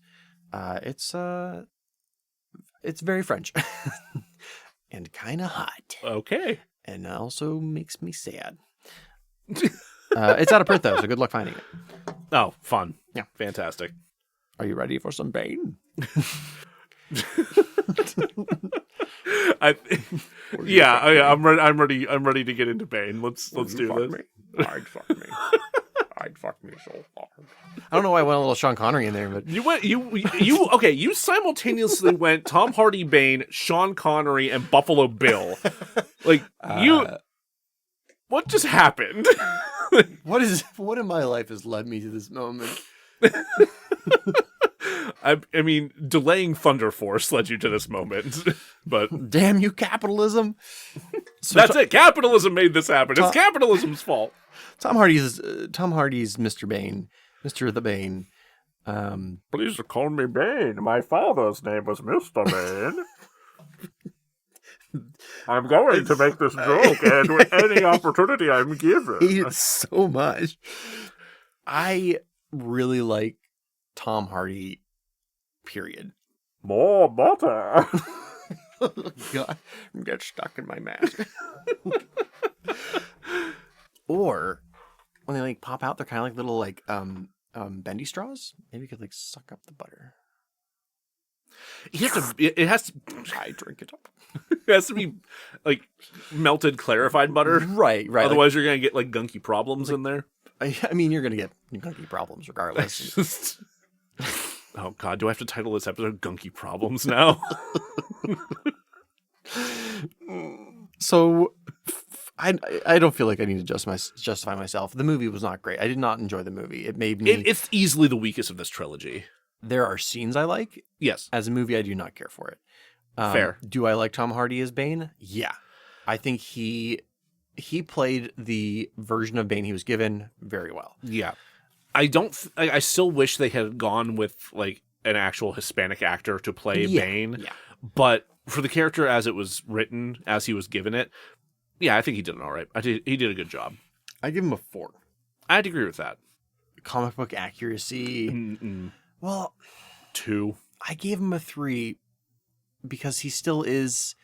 He's a criminal mastermind in charge of an army of people that he uses to wear down the Batman in order to break his back. Right. They did make good use of that storyline. The mask was not accurate, but it was a mask. It was a mask. There's no venom involved. There's no venom involved. And he is sort of kind of connected to Talia. Is he connected to Talia in the comics? He is. Okay. See, that I was not aware of. It's not important. It was. I think it's like after Batman. Technically, it's Nightfall version of Batman, so it's Azrael, not Bruce Wayne. Oh. But after Azrael's like "fuck you" and like beats him, then he goes and hangs out with Talia, and he's like, "I'm sad now." Oh, I see. I think okay, something like that. All right. So you're saying 2? That's a 3 out of 5. Or wait, no, this is out of 3. You shut up. Yes, I'm giving him a 2. Okay, reasonable. I'm behind this. Fuck. I just want to watch Taxi with Danny DeVito.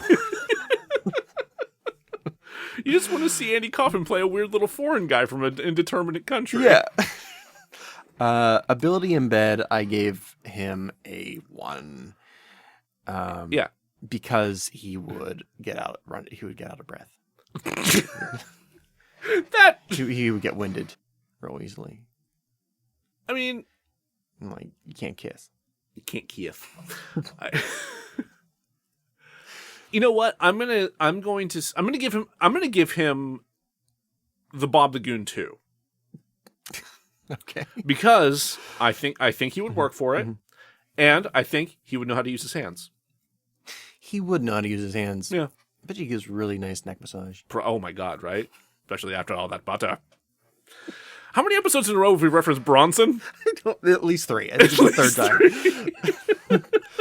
Fuck. So, Grant Morrison, Bronson.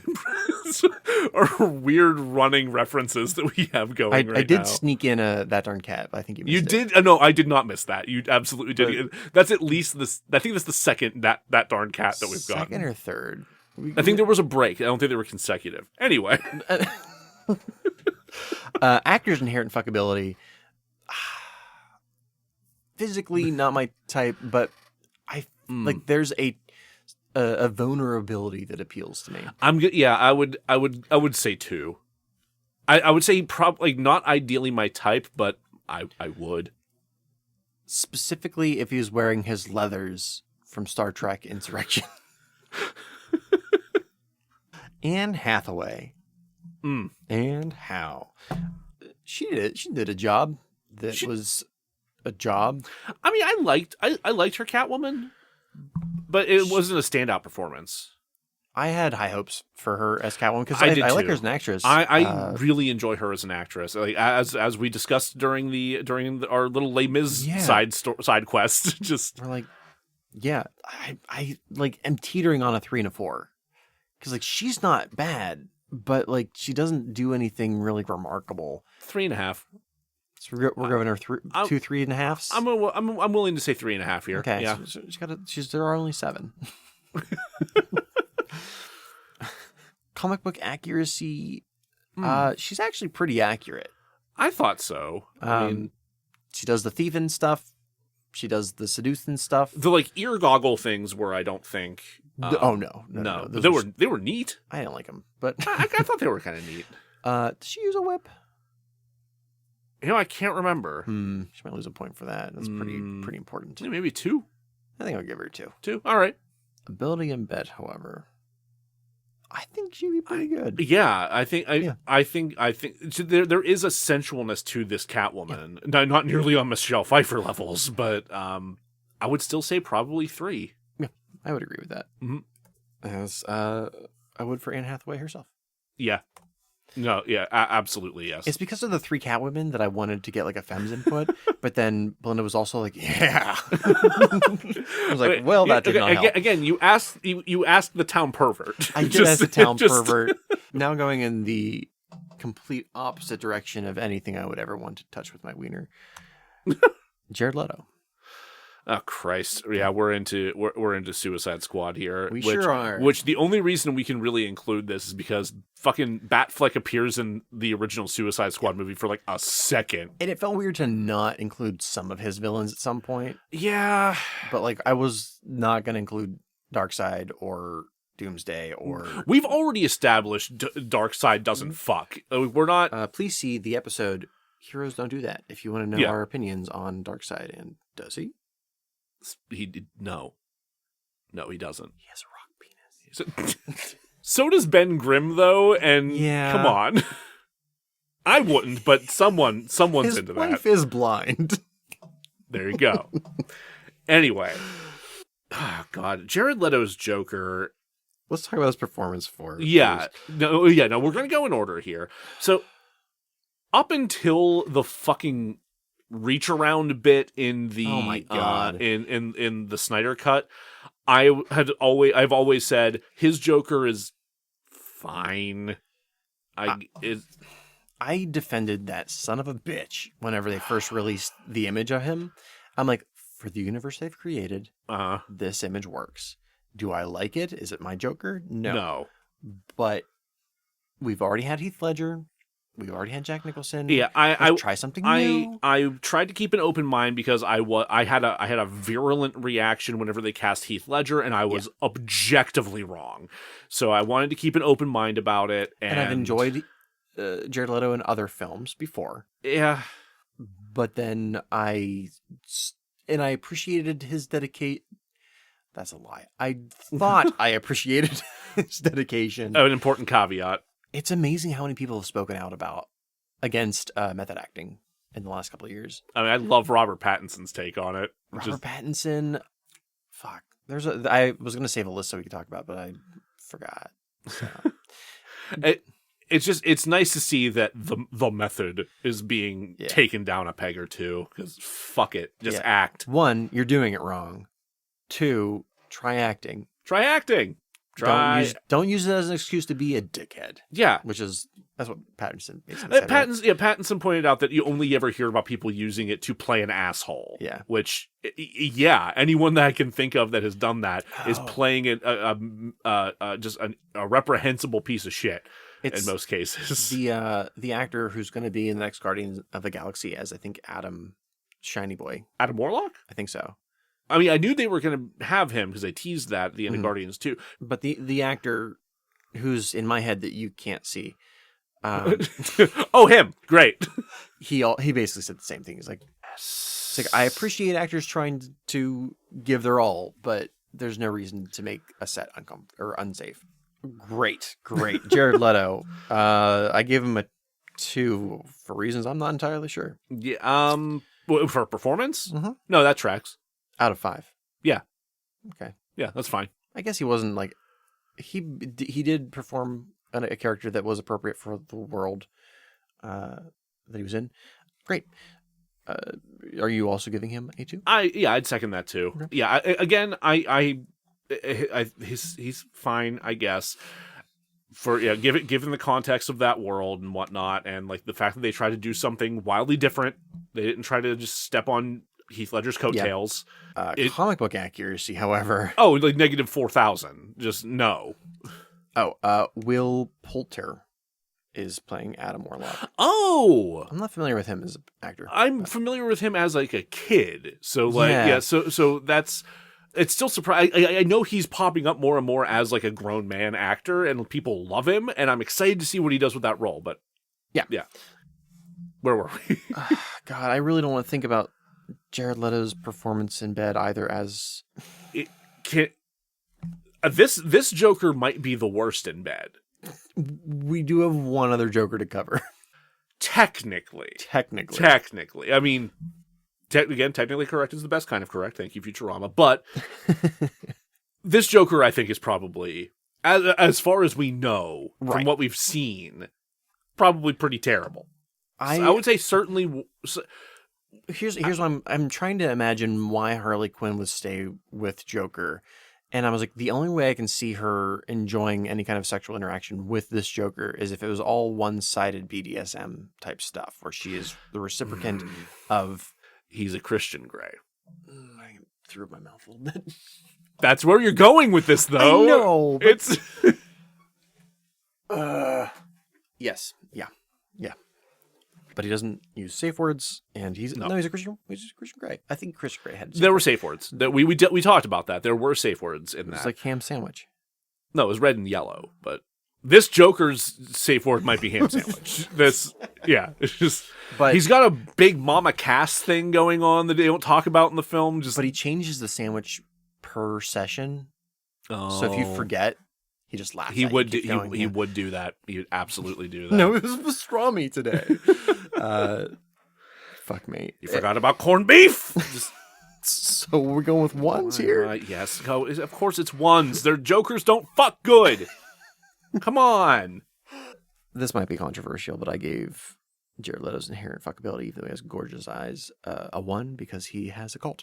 And I don't like that. No, I was gonna say, if you give him a high rating, I'm gonna actually lose my shit, because he tries to act like a fucking cult leader, and apparently has been engaging. So much as do.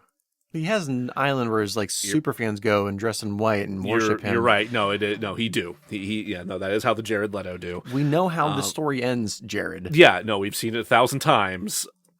God, just you are not L. Ron Hubbard. Do us a favor and spring for the Kool-Aid instead of the Flavor Aid. No, please don't. No, don't. God damn it. Hey, Will Smith is a person that I like more than Jared Leto. So, yeah, okay, let's please move on to this because I actually do have feelings about this that we have to discuss. Great, I don't. Okay. Other than like his accuracy to the comic book, but he's not. He's not. Yeah, no. So my feelings on Will Smith's Deadshot is that Will Smith is not playing Deadshot. No. Will Smith is playing Will Smith with really good aim. That's it.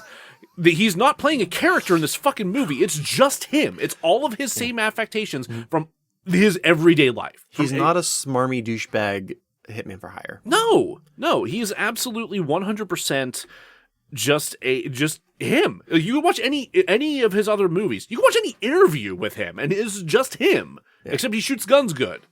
At any point that you meet Deadshot in the comic, you want to punch him in the face. Yeah. I didn't really want to punch Will Smith. You don't want to punch Will Smith in the face. It's just he's Will Smith. He's just yeah. So performance, I didn't know what. I guess I like Will Smith, so I gave him a 4 because I like him. I would say a 3 because he's just him. He's just him. He's not playing anybody. You've convinced me. Fuck you, Will Smith. You're getting a 3. I have nothing against Will Smith, but he's absolutely 100% not playing a character there. And I know he's capable of playing actual characters. Yeah. Hell, he just won an Oscar for playing a character. For comic book accuracy, I gave him a 2 specifically because, or I'm sorry, I keep forgetting this is out of 3. Is out of 3? Oh, man, I don't know, because like the costume's dead on. I was going to say, are you doing this specifically because of the costume and the aim? He do aim good. He do aim real good, though. But not smarmy douchebag. No. I think I'm going to give him a 1.5. You know what? I'll take it. I'll take a 1.5. Ability in bed? It's Will Smith. It's Will Smith. I'm going to go with 3. I'm gonna say a 2. Okay. I'm going to say a 2. Think he's a little wrapped up in his own head? Yes. Yeah. Actually, well, as soon as I said, I'm like, nah, he's got some shit on his plate. Yeah, I think it's fair to say he's a 2. Well, I guess we've already... We kind of skipped over. Yeah, but these are the same. These are the same because he's not playing Deadshot. Wonderful. Let's move on to the phenomenal Harley Quinn, played by Margot Robbie. Margot Robbie. Performance. Now, are we limiting this to David Ayer's Suicide Squad? I was just about to bring that up because I still liked her a lot in it. I think she was objectively the best part of that movie. But I think her performance with the character only got better with time. Yes. I think we got to go with, since we're going with like the time period of which the actors were playing the character. And there's no Batman in the other ones. Yeah. Yeah. Sorry, Margot Robbie. Yeah. You've really made that character your own, but like whatever Marvel or whatever DC does with Discovery, if they get rid of you, I will riot. Oh my God. That'd be the worst decision. Yeah. Comic book accuracy, it's another one where it's a 3, but it's more like retroactively. Yeah, because this look influenced the comics after the fact. Yes, like she was already kind of going in that direction, so it's not quite as drastic of a change. Sure, but like, it's a 3. Yeah, ability in bed. She's the other character we've seen have the sex on screen, not in this particular movie, but in the Suicide Squad with the prince from... Oh, I forgot about that. Yeah. It's pretty spicy, which is why I gave it a 3. Yeah, I mean, we are going... Well, this is a continuation of the same character. I don't imagine her sexual prowess changed drastically. I mean... Getting to experience it without this Joker, though. Yes. I think that might help her grow to a 3. Maybe at this point, 2. I'm going to keep her at a 3, because she's still got that sparkle in her eye. I'll acquiesce to your 3. Yeah, I'll go with you. We're also allowed to have different scores. Yeah, I mean we are, but at the same time, like I can kind of see what you're saying there. However, if you do give her anything less than a 3 as far as the actor's inherent fuckability, the show is canceled. I mean, I would have to throw myself into a sewer. I think I would be lying if I were saying I did not find Margot Robbie extremely attractive. Did you ever see I, Tonya? No. First of all, it's a fantastic movie. But like even with like crazy poofy 90 hairs nutso ice skater, I'm like, I mean, frills and all. Yeah. Tonya Harding? Tonya Harding, yeah. It is a really good movie. Sebastian Stan plays a really good dumbass. Oh, I didn't realize he was in that. Yeah. I think he plays a boyfriend. I'm gonna have to track that down then. That's very awesome. enjoyable. We are on to our final Batman. We're at our Pats? We're on our Pats. Okay. Our Bats. Pat Bats. Let's talk about the Joker. Pat? Joker. Oh, okay. Well, we're jumping directly to unnamed Arkham inmate. Yeah. Okay. Who is obviously the Joker and who Man, what if Matt Reeves has confirmed is who we think it is? He pulled he was like, just kidding. Calendar Man, motherfucker. It's been Calendar Man all along. I could, the way that Do his you cowards. teeth are. What if he was like, yeah, it's just like a really wimpy Killer Croc. Oh, man. Yeah. It was like Killer Croc starting to transform in some way. No, he's actually in Arkham right now because he bit a guy. Yeah, he bit a guy. He bit people. So this is the Joker played by Barry Keoghan. Is that how you say his name? Barry Keoghan. Keoghan. Okay. I am always. I'm a bad Irish person. Irish, right? Yeah, I'm a bad Irish person when it comes to last names. It's Barry. I want to say it's Keoghan. I think you're right. We see him very briefly within the movie. He's speaking with Riddler. Mm-hmm. There is also a deleted scene where he's speaking directly with Batman as well. But you get a better look at him there. Yeah. I mean, he's horribly disfigured, it seems. Like, you'd think Heath Ledger's Joker is the furthest they would go with the form. No. And they went way past. That was the one that BeLinda had the biggest reaction to. She's like, oh my God, no. Yeah. No, he is absolutely off-putting. Just like, face is like, it's just ground beef. I've seen the actor in 2 things. He was in Chernobyl. He was great. I've not seen Chernobyl. I know him from Eternals. And then I saw him in Eternals. Yeah. I liked him in Eternals. I really liked him. His character arc was not what I expected. I think his like departure off, like to fuck off into the woods was an interesting turn. Mm-hmm. Fucked up morally, but which is why I'm like, okay, I'm interested to see what you do with the Joker. Mm-hmm. Complete side note, but they could have developed his relationship with Makari a little bit better in that movie, I think. But then again, it's like it's another 3-hour movie where there's just a whole lot going on and a big cast to work with. With the Eternals, I'm like, the way for this movie to work for me is for it to be twice as long as it is, and I don't want to sit here for that long. That was a good movie. I enjoyed it. Yeah. I enjoyed it more than I thought I was going to. Honestly, I want to see more of those characters, and I hope it gets a sequel. I do too. Yeah, I want to see the fallout of what happened to Cersei at the end, and I want them to go forward with Dane picking up that sword. Agreed. Yeah. Anyway, Barry Keoghan as this apparent Joker, though, I don't think we get enough to really like get a sense for the character in terms of comic book accuracy, or unless the reveal later on is that his face is locked up in GCPD or something somewhere. They do the more modern. They go like the New 52 pre-Death of the Family. They're even moving a little further up that timeline. There's a point where Joker's face, basically, he swims through Batman bombed area. Batman set up some booby traps. Oh, sure. And Joker's like, I don't give a shit. He's Joker. Why would he? His face is so gnarly when he comes out of that. Oh, so it could be something along those lines too. Yeah. Though, I mean, for what they're doing with this Batman right now, that doesn't make sense. No, it's all speculation. Yeah. For his performance, I put it as a 4 because I was like, I'm very invested in these scenes, even if you were not the Joker. Mm-hmm. Like the actor's performance. as soon as he started talking, I leaned forward. Yeah. Like, he drew me back into like, I was expecting the movie to just wrap up and be over then, but he pulled me back to the edge of my seat again, thinking like, oh, what's this? What are they setting up? And then as soon as he said the word clown, I thought, oh, okay, that's what they're setting up. Right. Which, cool. I mean, like, I'm not against seeing another iteration of the Joker, but also do a fucking calendar, man, you cowards. Do it. Where's my killer moth? Oh my God. Condiment Man, let's go. Fuck. Cast Paul Dini as Condiment Man. Oh my God, yes. That would fucking rule. If I don't have a Condiment Man action figure on my shelf before I die, why did I even live? What a stupid rogues gallery. Holy shit. There's some real winners in there.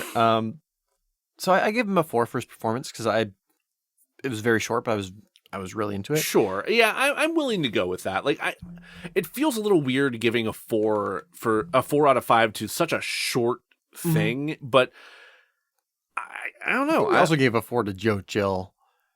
Did we? Sure. All right, fuck it. Complaint withdrawn. We're fucking stupid. I don't know.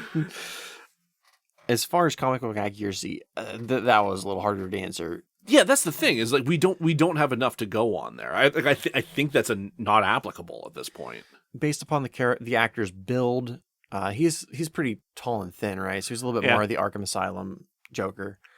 I'm not sure how tall he actually is. It might just be the costume they had in Eternals. That could be. The face formation, it is something that happens in the comics, but like they almost give him the extreme version of a Chelsea grin where his teeth go the whole way up, and they're like, I think they're pointy, which is not a comic. Were they pointed? Thing. I don't recall. I think his like back teeth were sharpened. But that's a weird set of teeth to sharpen. Anyway, I'll have to watch the movie again. Now that it's streaming, I'll have to watch it again. I want to give it a 1.5. I'll take it. I think, yeah, just going straight down the middle until we know more, I think is reasonable. His ability in bed, 1. I don't even want to talk about it. I don't even want to think about it. Why are we? What are we talking about? Why are we here? Who are you? Who am I? Mom. Actor's fuckability. He's not my type, personally. Not really. Yeah, not mine either. Yeah. Seems like a cool guy. He seems like a nice guy. Yeah. I thought he was everything I've seen him in, I've liked him in. I can see why somebody would. I gave him a 2, just because, again, it's like right down the middle. Yeah, that's fair. Great. Wonderful. Let's talk about somebody that's somehow even more uncomfortable. Paul Dano. Oh my God. Paul Dano, I think, just tries to be uncomfortable in a lot of what he acts in. He does it quite well. That's the thing. I was trying to, and BeLinda asked me this too. She's like, does he only play uncomfortable characters? I was like, from the handful of movies I've watched him in, he's always great, but I always am uncomfortable. Yeah. So I gave him a 5 for performance. Yeah, I would give him a 5. I think some of his like wailing and screaming is a bit much. But overall, this portrayal of Riddler was, I think, both very effective, very well executed, and also just so unsettling. Yes, I can see the argument that some people are making that they're just doing Heath Ledger's Joker again in some ways, and like he does some similar things compared to Heath Ledger's Joker, but I think the character itself is unique.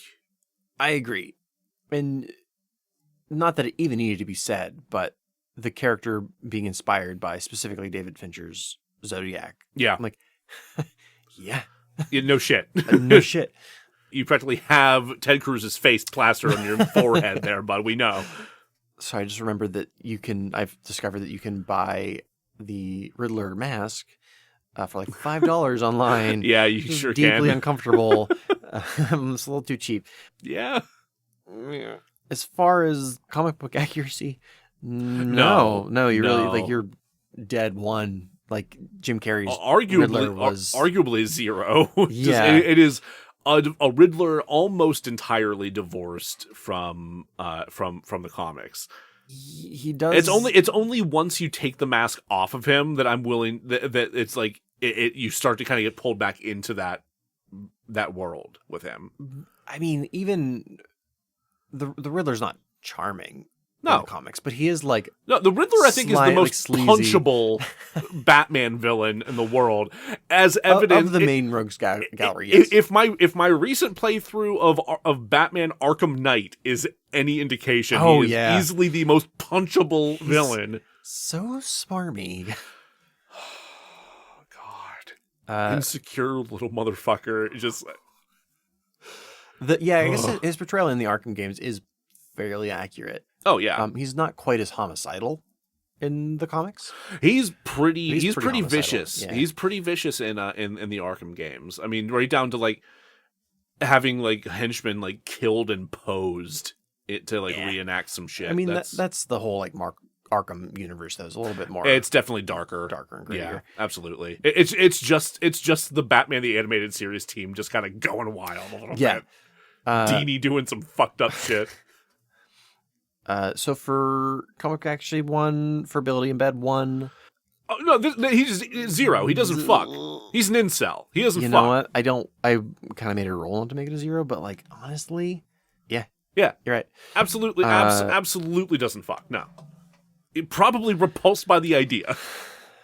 Actor's fuckability. He is about as far away from something I'd want to... Yeah, definitely not my type. But I don't think he's like and I'm not unattractive. That's the thing. I'm not saying that Paul Dano's like a repugnant fucking chud.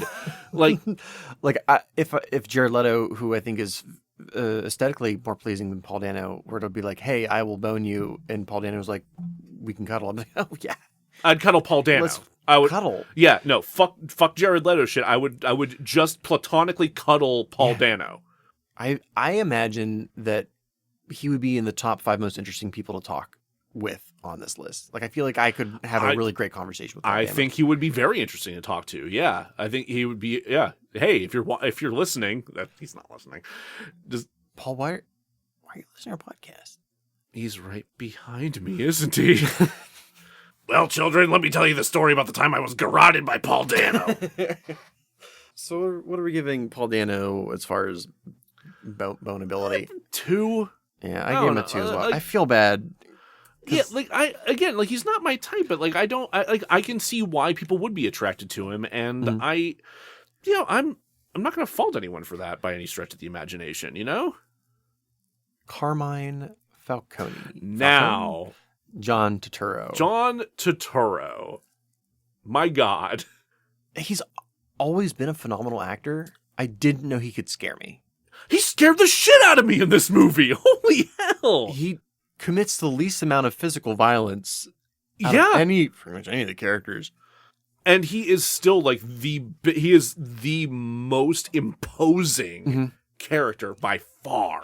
I know people know he's a good actor, but like, why doesn't he get more A-list recognition? Well, because he's occasionally willing to do just like the goofy Adam Sandler bullshit here and there, which is fine. There's nothing wrong with doing that. But he did make a sequel to his character specifically from The Big Lebowski. He did do a movie for the Jesus as well. Yes, that is also a thing that fucking happened. Because anybody asked for that. He just wanted to do it. He just wanted to do it. That was entirely a passion project for him. I can't stop thinking of him licking that bowling ball with his sharp ass. I'm just imagining him like cleaning it between his legs. That's just God, I love him so much. He's so good. I fucking love John Turturro. But like the range on this guy, holy shit. He's so fucking talented. This is a 5. This performance is absolutely a 5. I would give it higher if I could. The gravitas is just Also, 3 out of 3 as far as comic book accuracy. Yeah, you mentioned he's like 1-to-1. Yeah, he visually even like his face, his head's a little more just angular in the comic, but like that's it. Like that's the only difference, really. Yeah, it's man. He's a little bit more Italian in the comics. Sure. But yeah, I'm not surprised there. That means you're going to go stereotypical you're going mob boss. You're going to lean Italian. That's just bound to happen. But like, yeah, I don't want to say anything else as far as like accuracy goes, because I guess like spoilers. But, Sure. However, would not want to go anywhere near him in bed. No. God, no. He's terrifying. No. Like, we've already said that Jokers don't fuck. Yeah. And you'd probably end up dead. Yeah. But, like, I also feel like he would have you killed. Maybe not immediately. He would fuck. Yeah. But I would constantly be worried that, like, down the road, like, my brakes aren't gonna work anymore. Right. Like, I'm gonna leave his apartment and start my car, and then boom. Just. Yeah. I was conflicted about what to put for John Turturro himself. Again, not my type, but again, I can see why people would be into him, particularly now. I feel like young John Turturro, I see why people would be into him then, but like John Turturro now, I think like he's kind of aged into. He's aged very gracefully, like almost in a Goldblum kind of way, but without Goldblum's wackiness and like avant-garde weirdness. I give him a 2, middle of the road. Sure, I'd accept that. Now we're on to our second Penguin, our Colin Farrell Penguin, who I also thought was phenomenal. I really liked him. I did not expect to like him. I thought that this was, again, questionable casting. I thought it's like, wow, they're resorting to all these weird prosthetics for him that are like, I don't know, but no, he nailed it.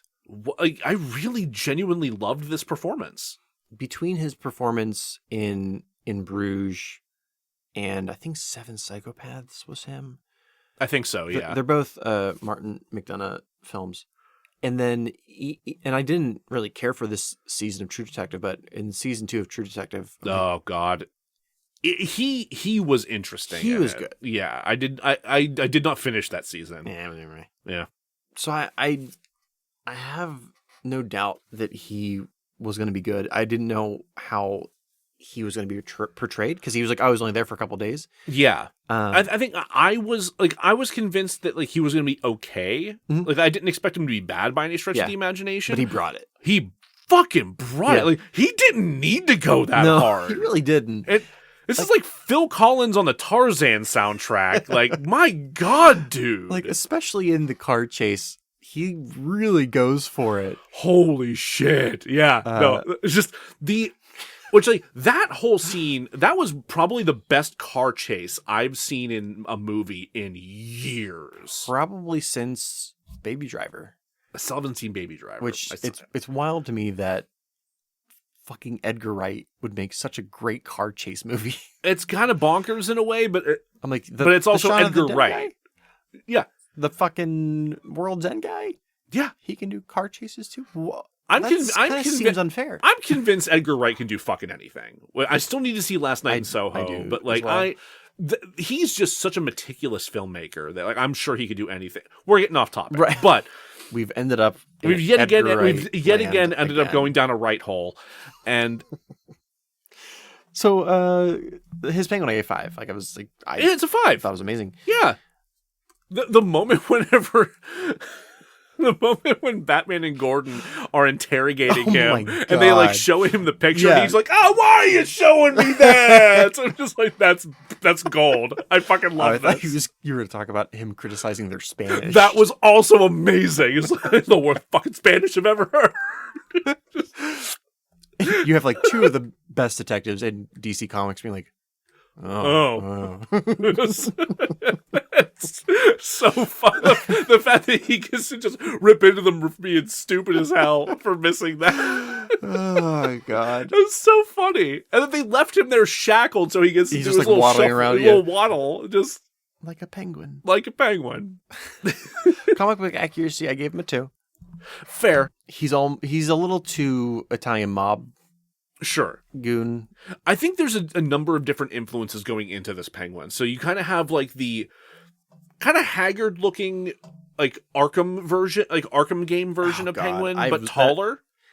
If I'm being honest, I didn't really care for the Arkham Asylum version of Penguin. So by Arkham Knight, they've kind of they've added a lot more detail because like obviously the game systems have gotten more powerful. Yeah. So like his face is a bit more like rough hewn and haggard, and you also see a lot less of him, which kind of helps. Yeah. He's not terribly involved in the game, even though he's like in the opening cinematic. regardless. But I can see the connection between that iteration of the Penguin and Colin Farrell's iteration. Right. Yeah, the only difference there is that you don't have that Cockney effect that he has throughout those games, which they actually make fun of in like the henchmen and militia chatter you hear throughout the game. You hear some people be like, "Oh yeah, no, his family's like Gotham royalty. Like he got that accent at school if it's even real." And people were just ragging on him for his fucking accent the entire game, which is amazing. Makes it so worth it, actually. Yeah, it's pretty good. They're like, I love the Goon chatter. Oh, the Goon chatter is like easily one of my favorite parts of those games. Anyway, I think they're getting a balance of that Penguin and the Gotham Penguin a little bit. Yes, because that Penguin is much more like mob business oriented, and it is about him coming up in the ranks and becoming a crime lord in his own right, given way different portrayal because that actor is it Robin something? I forget the actor's name. He was the only reason I watched more than one episode of that fucking show. Easily, I think him, Riddler, and Zazz, best parts of that show. Did I get the Zazz? I may have. He's in it from the start. Okay, then yeah. Well, because he's also, again, he's clothed the entire time. Right. So you have to remember it's all pre-Batman. So right. And like the actors in that show were not the problem I had. It was it's the writing. The writing and directing. Terrible. Though I would also argue Jim Gordon, the guy who played him, was a bit wooden. Like his performances weren't always that great. Like I always liked more when they got away from him. He got better as the show went on, but never made it. B.D. Wong is an amazing Hugo Strange. I can see that. He was a very good Hugo Strange. And I will say I fucking powered through the entirety of that show. I have to use this for something. I'm going to turn this into content for a second because I did suffer through the entirety of that fucking series. The finale ends because they swore up and down like, no, this isn't a Batman origin story. It absolutely became a Batman origin story. What? Yeah, surprise.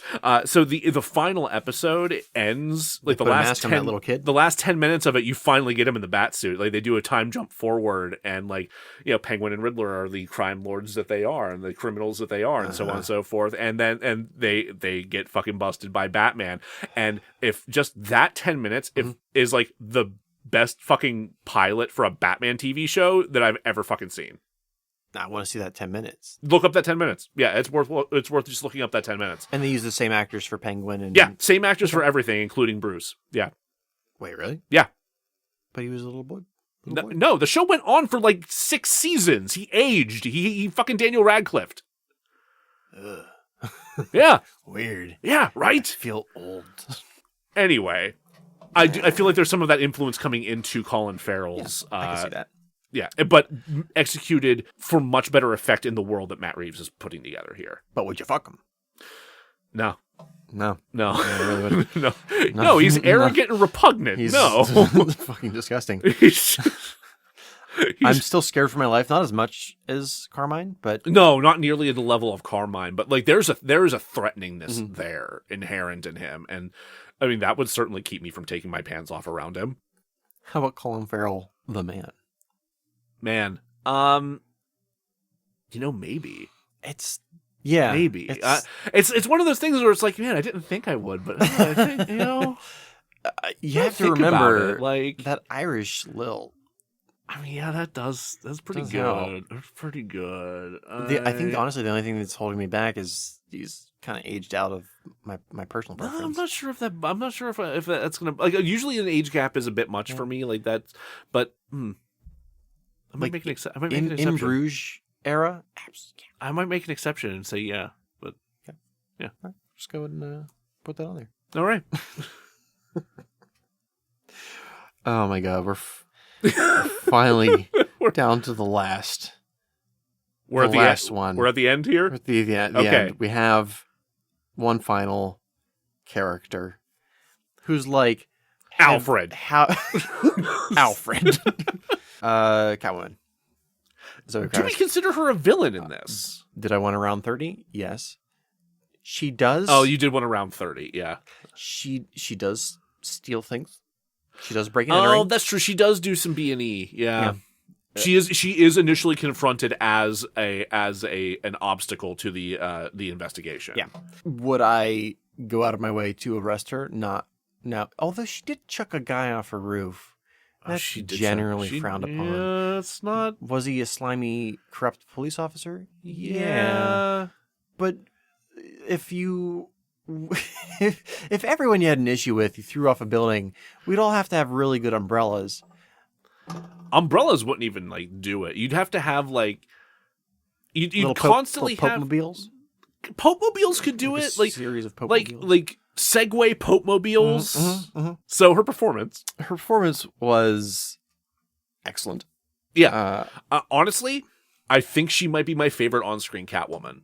Like, Michelle Pfeiffer's fucking incredible, but Zoe Kravitz killed it. She is so accurate to the character that, like, as much as I love Michelle Pfeiffer's Catwoman, I think she might be too. The only thing that's holding me back from saying, like, 200%, absolutely, is her costume's kind of stupid.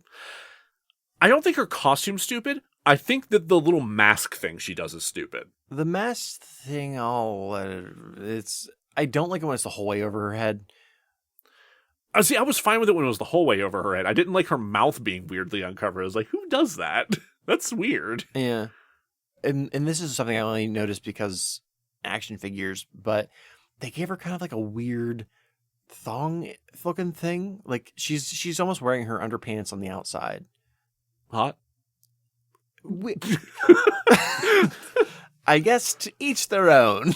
Look, it's the hottest thing about Superman. It's the hottest thing about this Catwoman. What? That's false. Everything I just said was false.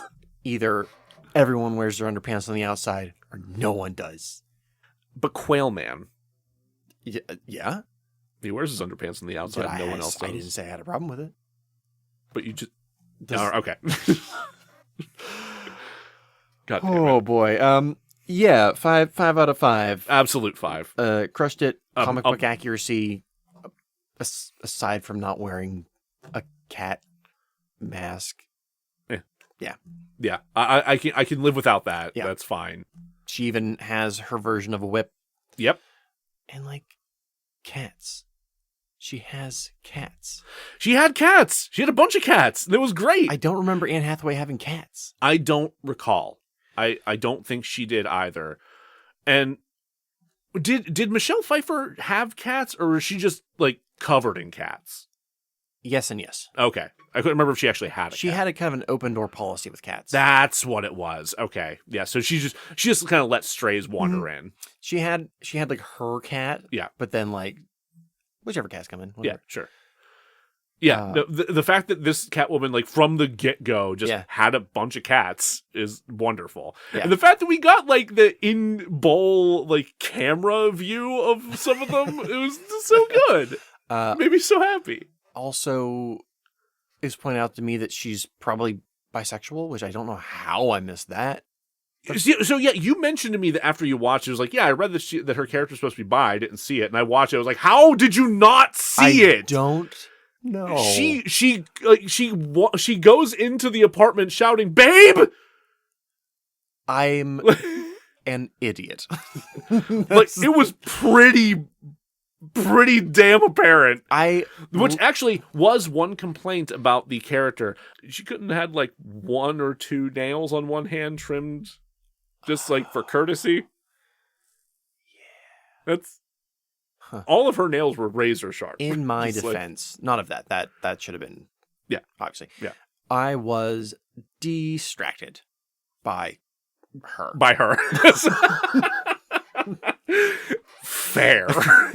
Very fair. Which is why I only really noticed it the second time I watched it. Like, yeah, I don't think I saw it. Oh. No, she's definitely... Yeah. Okay. Yeah, no, absolutely. Anyway. How is she in bed? 3. Could have been a 3.5 if she'd trimmed those nails.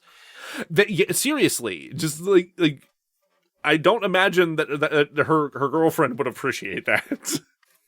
Zoe Kravitz. Yeah, hot as hell. Good Lord. Uncomfortably so. Uncomfortably so? Like, she's so attractive that I regress You become like a middle school kid, like sweating in the corner again. Yeah. What's the word for when you find something so cute you want to bite it? What? There's like a cuteness aggression. Okay, no, I am familiar with the idea that you're talking about. I don't know there was a word for it. There is. Yeah, I think it's called cuteness aggression. We're like, this is so cute, I want to like eat. Except it's so hot that I want to become an awkward little shit in the corner and just doesn't know what to do with his hands. The meme of Jordan Peele just sweating. Amazing. So 3. Yeah. Great. Let me let's go ahead and take a break. We'll take a break and we'll tabulate some scores here, and then we'll let you know like who ended up being ranked the best and who was ranked the worst. Wonderful. Hey, welcome back to DeRazzled, the show that talks about uncomfortable sex. Repeatedly. I don't know why this is our niche. In the realm of superheroes. So we're going to do this quick and dirty, like these dirty boys. So I think then we'll go bottom up. We'll start worst, work our way up to the best. And I honestly, I'm surprised because I thought for sure I knew who was going to be dead last. But after your voting, we have a new worst. Oh, really? I shifted shifted your results. Yeah. Holy shit. Okay. Only by 1, but still. Interesting. Okay. So at dead last, and we should remind everyone, this list is for who the best Batman villain is. Yes, it's not a reflection on these actors or on anyone's taste in people by any stretch of the imagination. That is the nicer thing to say. I was specifically saying that those other lists you find out there, like on Looper and Collider and all those other ones, are like ranking the Batman villains. Those are wrong. Ours is more accurate. We've taken in more this has information. a scientific method behind it. Like we pulled our community pervert. We did. And here's the numbers we came up with. All right, dead last is Tommy Lee Jones's Two-Face with 7 points. Wait, he wasn't the one before? Number 2, or I guess in reverse order, this would be number 29. Bane. Jeep. Okay. Oh, Swenson. wow. We boosted Jeep up one? We gave Jeep a little boost. He has 9 points. Everything coming up, Bane. I would not have guessed Tommy Lee Jones would be the last, but hey. He was it was a bad Two-Face. I'm also kind of surprised that our 28, Barry Keoghan's unnamed Arkham inmate? Yeah. Okay. All right. 9.5. Right, there was a 0.5 involved there. Okay. Yeah. Okay. Which was beat by Jared Leto's Joker by half a point. I don't feel good about those it. half points come. Yeah. Hey, he's still in the bottom 5. He is. Yeah. And this is like, I feel bad saying this because fuck him. No, not Jared Leto. No, okay. Absolutely fuck him. At our 27th, I'm not gonna say the numbers anymore because I didn't mark them, so I have That's no fine. idea what the fuck I'm saying. We'll keep going Next. up. You know we're working our way up to 1. Yeah. Next we have Paul Dano's Riddler. I'm not surprised. Like I do feel a little bit bad, but like come on. Well, like if we were talking about the inherent sexiness of a character. Sorry, I just looked down the list and I'm like, really? How the fuck did that it gets weird. It gets really weird. What the fuck? Sorry. No, just...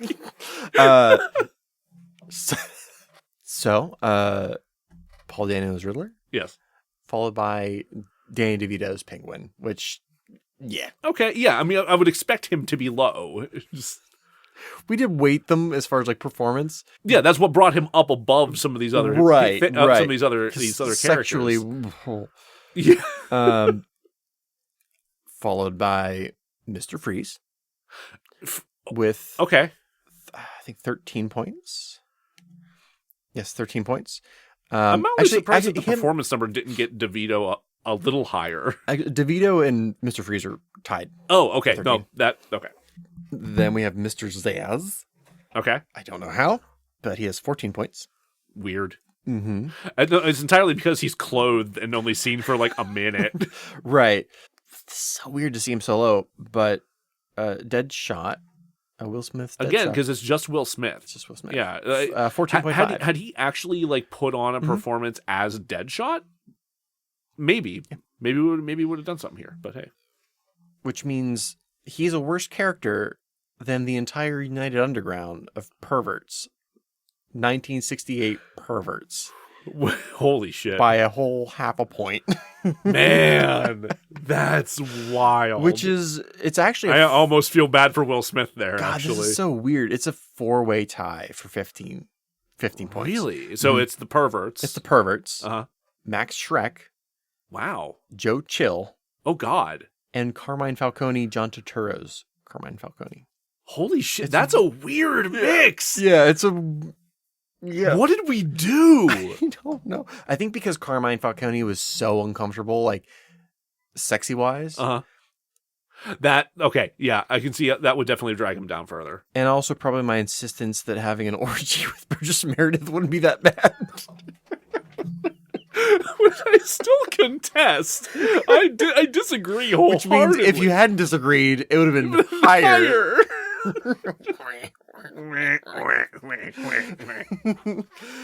Oh, God. Gotta even talk about the... Can't let any of these fucking assholes into Anthony Mackie's sex ed class. Just the world will end. I was just thinking, like, the losers would get sent to Anthony Mackie's sex ed. We can't do that to Anthony Mackie. But now I feel bad after seeing them. You know what? We'll send Paul Dano. Okay. Just Paul Dano. Just Paul Dano. We won't send Tommy Lee Jones for sex re-education from Anthony Mackie. Oh, that makes it sound kind of sinister. When you throw the word re-education. Yeah. You really can't use that word in any context without it sounding... It sounds bad. Like 1984. Yeah. Oh, fuck. All right, we're about halfway through the list. Okay, let's keep on moving. Catwoman. Michelle Pfeiffer's Catwoman with 16 points. Okay. Followed by Tom Wilkinson's Falcone with also 16 points. So they're tied. So Michelle Pfeiffer's Catwoman was lower than Anne Hathaway's Catwoman? Is that something that happened? Yeah. That's weird. Huh. Yeah. I'm kind of surprised that Michelle Pfeiffer's isn't a little higher. I think because of her comic book inaccuracy didn't help. That might have been what did it. Oh my God, that's weird. Okay. Also, our town pervert wasn't like super keen on it. BeLinda skewed this one a little bit. Interesting. Okay. Yeah. All right. So it's her, then Tom Wilkinson's Falcone. They're tied, but yeah, they're tied. Then we have Jim Carrey. Wow, Jim Carrey got up there as the Riddler. This is my fault. This is you are the reason we're here. With 17. Putting that on my resume. And then we have a 5-way tie between Jack Nicholson's Joker, Jack Palance's Boss Grissom. Oh, wow. Bob the Goon. Oh, my God. It's just a Keaton Batman extravaganza here. Weird collection of wieners. Heath Ledger's Joker. Oh, dang. And Aaron Eckhart's Two-Face. Holy shit! What the hell happened to get Batman 89 and The Dark Knight mashed up in that little midsection there? I guess it's just the severe praise that we had for those. And here's the thing that's bonkers to me. Bob the Goon didn't get a score for comic book accuracy. Yeah, that's wild. Wow. As did Jack Palance. Like, those two did not get that score and still tied with, and we did this with science. We spent so much time asking whether or not we could. I don't think we considered whether or not we should. Bob the Goon is just as good of a Batman villain as Heath Ledger's Joker, scientifically, in terms of sex and performance.